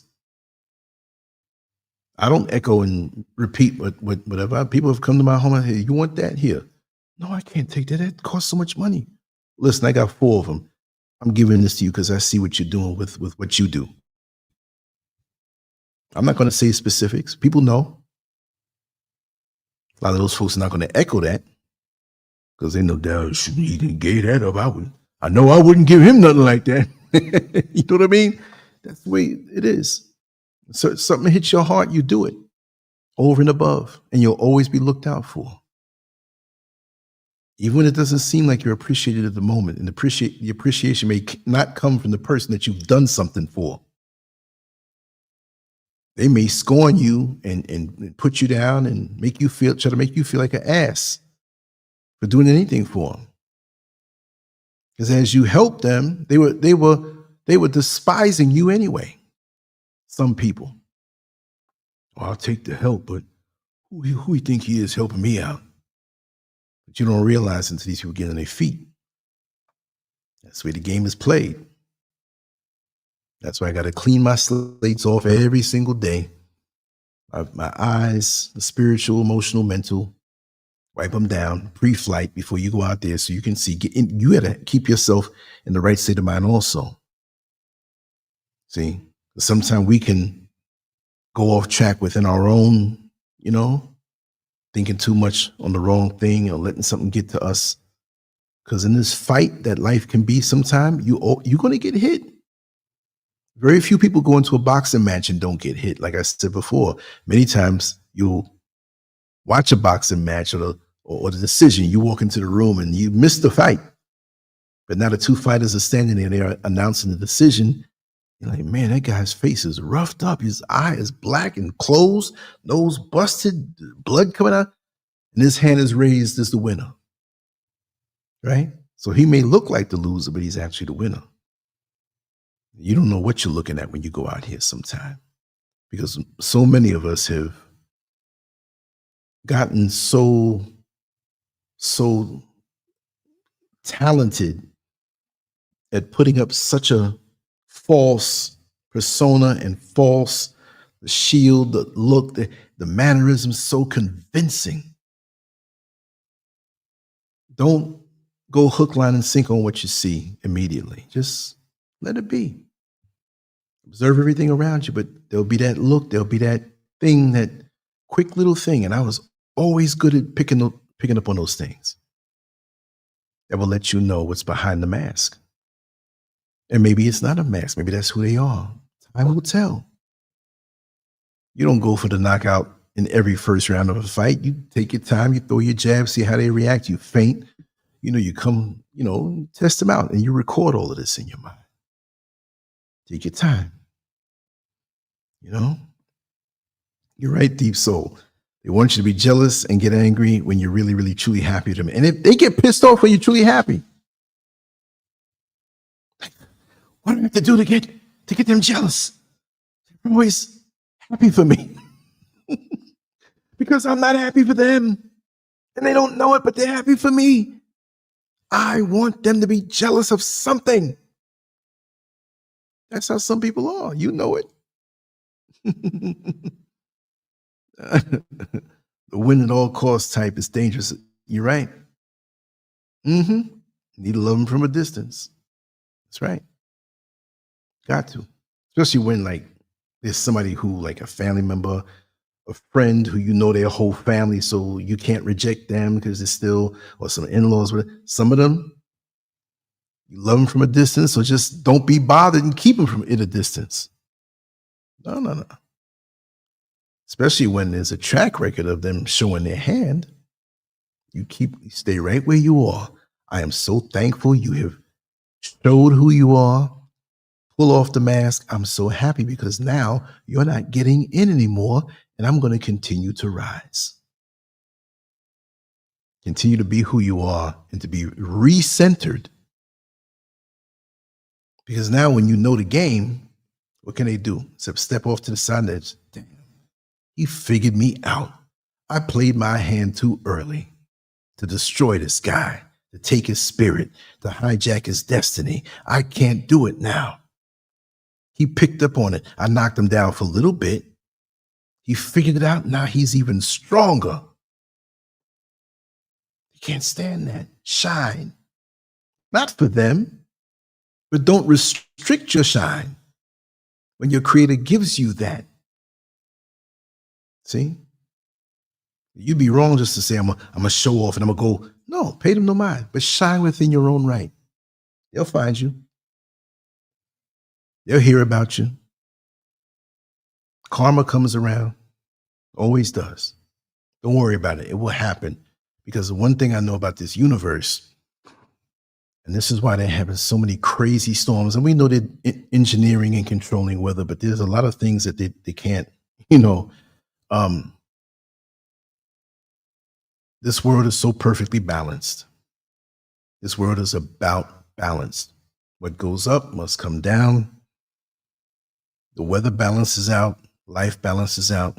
If you trust in balance, you'll anticipate it and you will do nothing to upset the balance because balance is going to take over. Right? And this is the thing. Like I always say, like, we all know whatever we do in our own bedroom at night or whenever, that's people's business. But there's a power, and I've said this before, there's a connection, there's a power that how come with the birth proportions of male to females, how come 1 year is not 95% men and 5% girls or boys and girls? Why is it always, well, it's a little off this year, it's 53% women and 47% boys. And this year it's 49% boys and 51%. It's like a ocean. It moves, but it's still within balance. You go on vacation to another country, you go to their beach and stand at the same spot unless there's some type of damage on the shore or some type of, what's the word I'm looking for? When the shore gets damaged and the tides and stuff are thrown off and they say we're global warming. But pretty much you stand at the same exact spot at that time of the year, that time of the day, and the water comes right to where your toes are, touches it and goes right on back down. As big as this world is, 75% of the world is covered with water, but yet it's such a precision machine, but it's not a machine because the world is a living entity.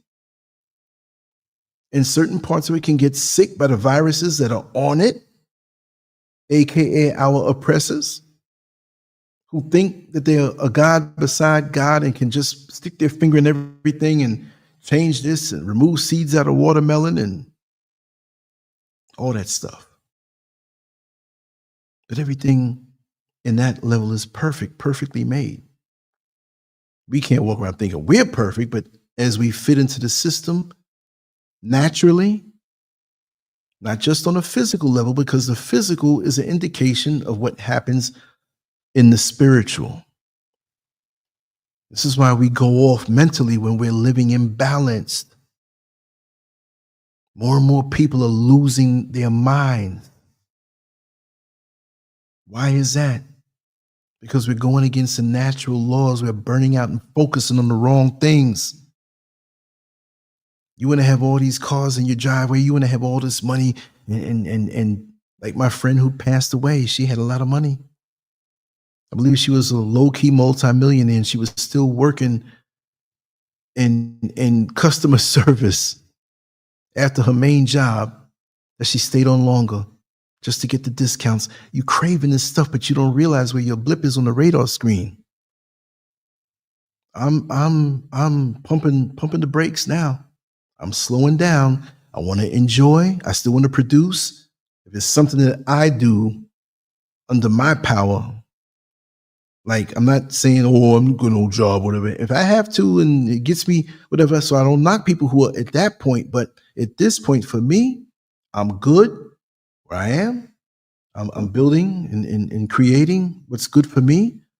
And I want to back out of this thing gracefully and put my energy on the stuff that lasts, to pass the baton. Imagine being caught up in this worldly game and you get ripped out of it and you realize it didn't matter. That nobody cares. And you leave out of here and all you do is have people that you thought cared for you, and all they're doing is fighting over your stuff. So hold on to it for 10 or 15 years. And the cycle continues and somebody else is fighting over it. Imagine that. Makes no sense. We all got to get off the highway sometime. You know? Let me choose my exit. A lot of us get to this certain point in life and realize we just ended up at this certain point. We planned sometime, but mishaps happen. I understand that. But there's so much more we can do to satisfy ourselves instead of trying to do the social media Instagram thing and take a selfie at all of our high points and impress. And, a lot of older folks are doing this now. And then what do you get for it? I'm not saying it's fake. And if you go on vacation and see things, fine.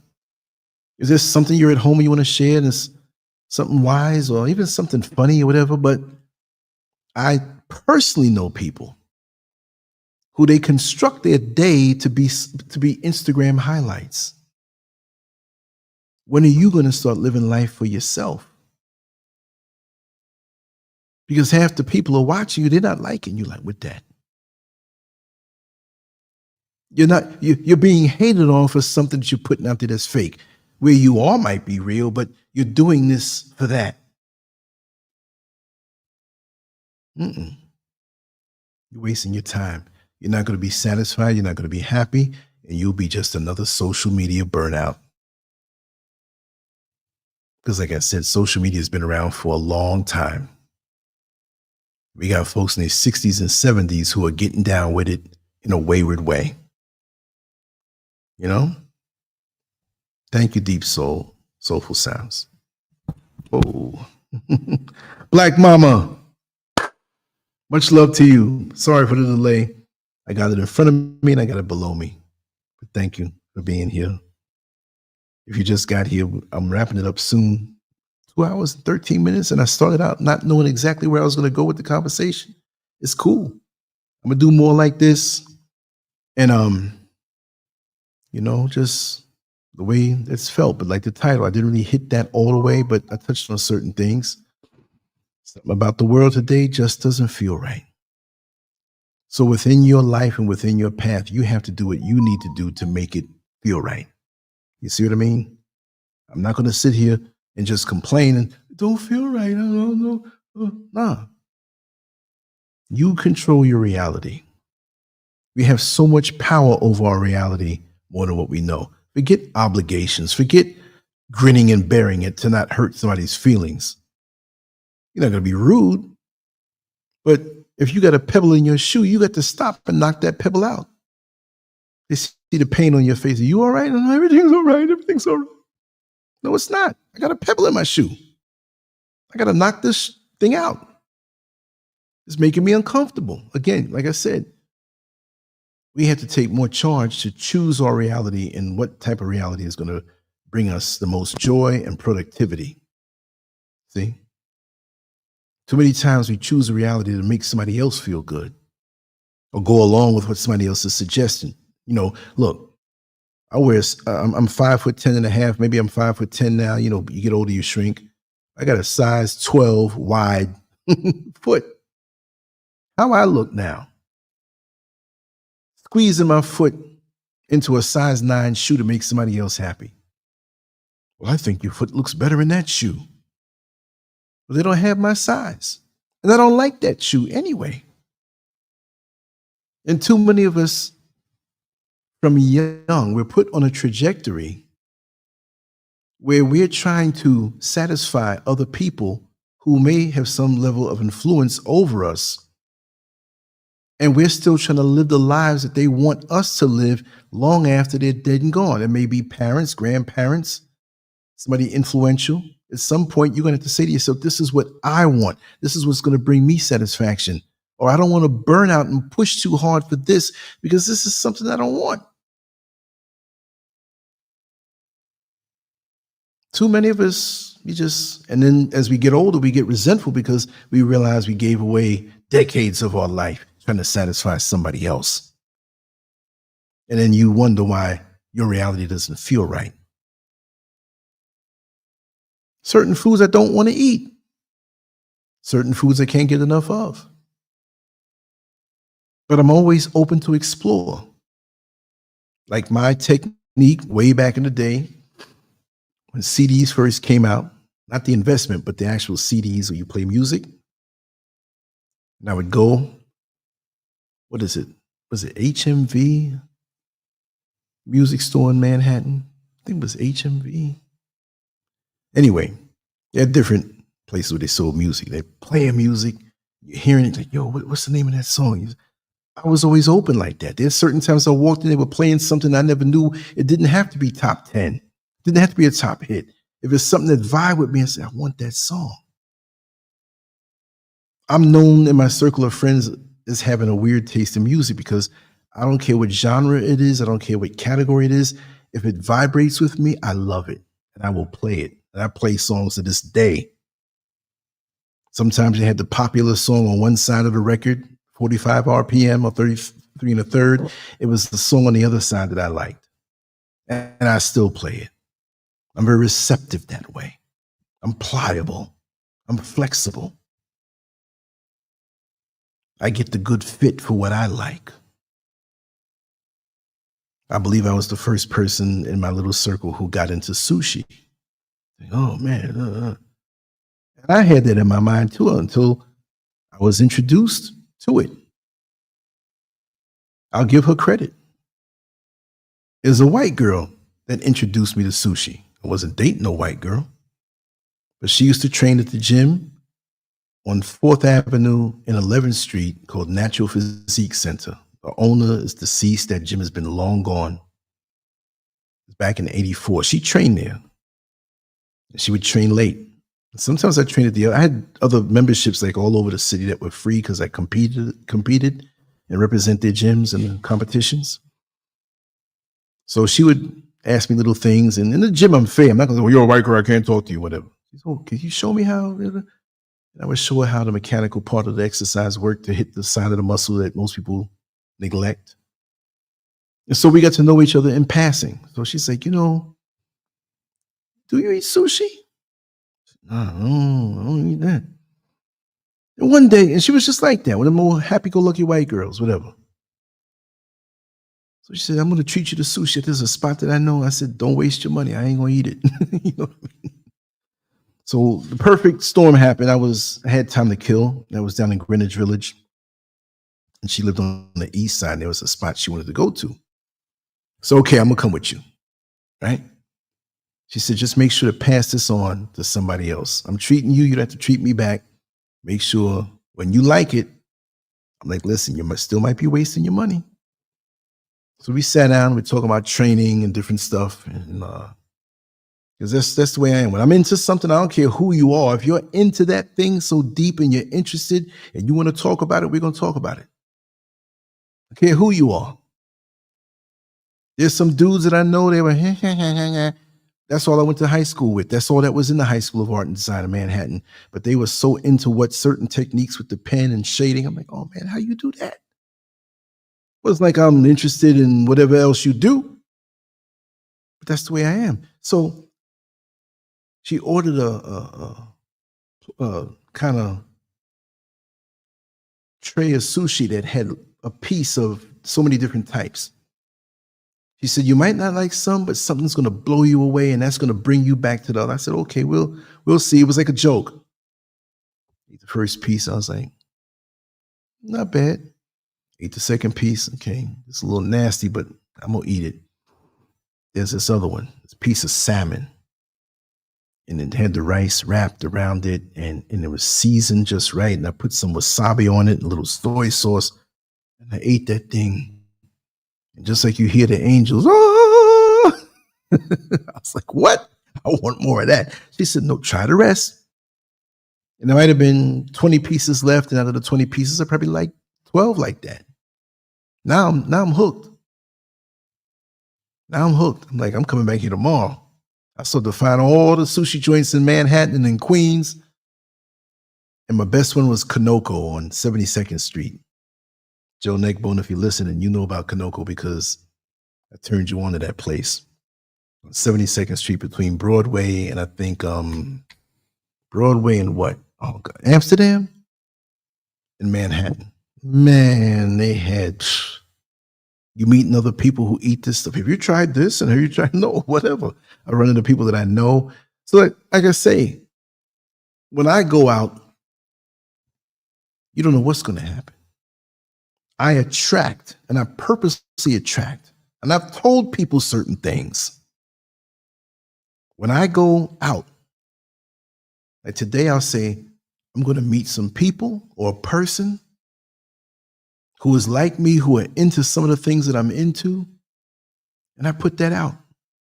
You're not looking around, but it happens out of nowhere. And you start talking and you, oh man, listen here, you take my number, whatever. For the joy of that process in that area of expertise. But I'm not so emotionally and mentally constipated. Well, you gotta do this, and I have blinders on my face. Whatever. You never know where the answer is going to come from. You ask for it, it will come. Always does. It's like a one-lane highway. Where do you see that? There's more lanes, so you have more options to go a little faster. Oh, this one's slowing down, or exit ramp is jammed. Let me go over here, whatever. But you have to have your mind right to see what the options are. And sometimes things change. Like for me, earlier today, I realized this morning certain plans with other people have changed because they didn't want to fulfill their end of an obligation when it came to certain work here. But there's another option that's coming next week for me. Better. There's always an option. And I hate to use the word problem, I'm just going to say it. I mean challenge, but I'll say every problem has a solution. Every problem has a solution. I hate to say the word problem because it's too heavy a word. Makes you want to sit down on the curb and just give problems. It's heavyweight. Challenge. Challenge me. Challenge me. Okay, that's a challenge. I'm going to overcome this challenge because I'm a champion. Problem? That's like cinder blocks hitting you. Problems. No. I got challenged. I'm going to figure this bad boy out. Even if you don't know the solution to the challenge, or what others call the problem, it's there. It's for you to extract it and figure it out. And then you get more confident within yourself because you're a problem or a challenge solver. It's there. The Creator gave you the mind to think around it. And a lot of times the solution may take some sacrifice.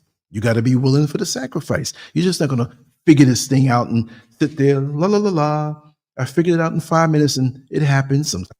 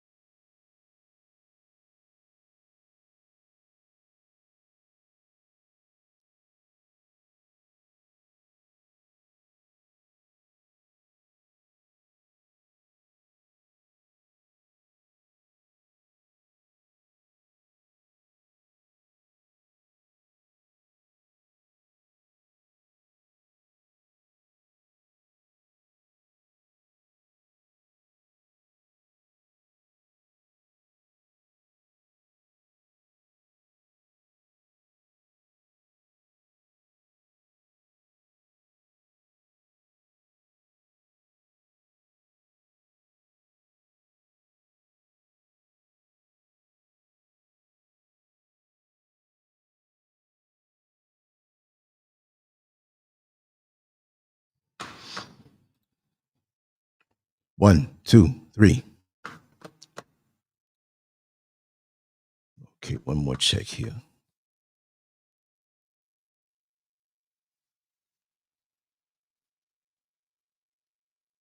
Okay, let's see. I think that did it. I think it came back. From what I see on the graph, I think it came back. I don't know how. I know it's back, but just let me know that it's back. Because I was going to wrap it down in a few anyway. No sound? Okay, we're good to go now. Thank you so much. Sometimes the settings, for some reason, not on my modules, the physical modules, the levers, they stay right there, but in the program on the internet, some of the settings that you click on that have to be calibrated just perfect, sometimes they just they just sign off. Okay, the sound's good now. Black Mama, it's good now. Okay. Sweet Berry, yeah, thank you. Thanks for letting me know, because I wouldn't even know, because I had to go deep into the program and stuff. I'm gonna wrap this up in a second, and we're gonna do something again tomorrow night with Neil Frazier with his book. We're gonna promote heavily. That is a wonderful thing to have and to witness the growth of it and how things, to the process of it makes me feel good to be connected to a brother like that, to think something up and say he's going to do it and take time and make it happen. Got to get behind him. You know what I mean? And I told him, I said, it's not about money or I'm looking for something. I want to see it successful because that's a part of me. It's like having a niece or a nephew that you help tutor a little bit, but now you see them get to where they have to go academically, and you had a little part to do with it. It's so rewarding. You know what I mean? It's not just what's in our lane. Well, that ain't my kid. That ain't my project. No. When you're connected to something that way, if you're crucial in some part of it, it's a good feeling. And that's how we have to feel with each other. And it's not just about money or just giving money or whatever, but the encouraging word, the good feelings you have for that person, even when they're not around you, they can feel it. They'll pick up on it. You just don't know. You put out good, you'll get good. But how you expect to, plant lemons and get mangoes? Nothing's wrong with lemons. I love lemons. I have some getting ready to grow up in the yard here now. But it's what we put out and what we share. And like I said, some of us just won't get it. Some of us will perish because we don't get ourselves straight. The bottom line, those of us who, we give a little bit of ourselves to help out, but don't let anybody pull you in and get you drowned. You have to preserve yourself because there's so many good people out here looking for what you have to encourage them. And that's what we need to focus on now to make liftoff, to get up out of this atmosphere of negativity. That spaceship needs those rockets to push it up, and the rockets go back down. The rocket doesn't get the glory, you get the camera shot when you're looking back at the Earth and you see the rockets falling back down.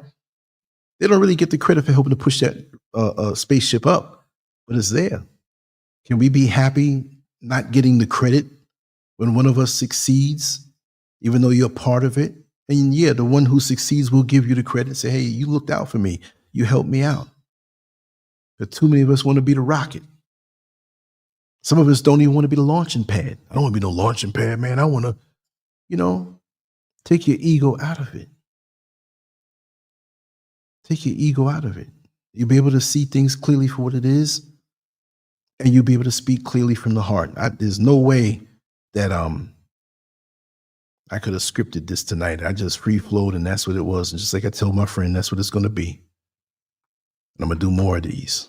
I like these, and I love you all. And thank you for sticking with me all these years. And if you just knew or whatever, it's cool. You're here. I'm always open to talk about different things and have different shows. And if you know anybody who wants to be interviewed or somebody special, they don't have to be big in anything. They can be just a person who has wisdom, a person has a story that we can share amongst us to derive motivation or even encourage a person. That's what I've always been into. And yeah, I could be fiery too when I want to be, and I could be a clown when I want to be too. But we all have different gears in our vehicle. The vehicle of our personality. That's what makes us unique. But I'm going to sign off now. It's been wonderful, and I'm very satisfied. I'm going to sleep deep. Can't believe, what is it, 2 o'clock in the morning here now? Yes, it is 2 a.m. on the, yeah. So it's 10 o'clock on the East Coast in America. But here's timeless, just quiet, right? Anyway, I'm going to make a few phone calls, and I just want to thank you all for being here. And it's a wonderful feeling on a human level. This is not just, well, there's followers and fans, and I'm some this and no. I'm just sitting here in my little corner in the studio. Most of it is way out, but I like this little corner because I put my classic stripes like I had in Orlando, Florida, at the old studio that was in that little bedroom. Now it's couches and tables, and as I get everything the way I want it, you'll see more, but it's a wonderful feeling. And this day I feel so fulfilled. I feel so in my purpose, so much in my purpose. Whatever others perceive that to be, I'm where I'm supposed to be, and I'm content. And I went through a lot to get to this place, but I wouldn't trade it for anything else in the world. So that being said, let me sign off and play a little music for a little while. And I'm going to hit the sack. Might take a little bite of something, and piece of fruit, piece of something, and just meditate for 15 minutes, go out on that balcony and stare off and watch the bats fly by and fight over papaya until they start swooping close. That's when they get scary, right? But yeah, I'm going to sign off. Just know that I love you all. Take care. LanceScurv out. Peace. Turn this sound up. I know you love that song.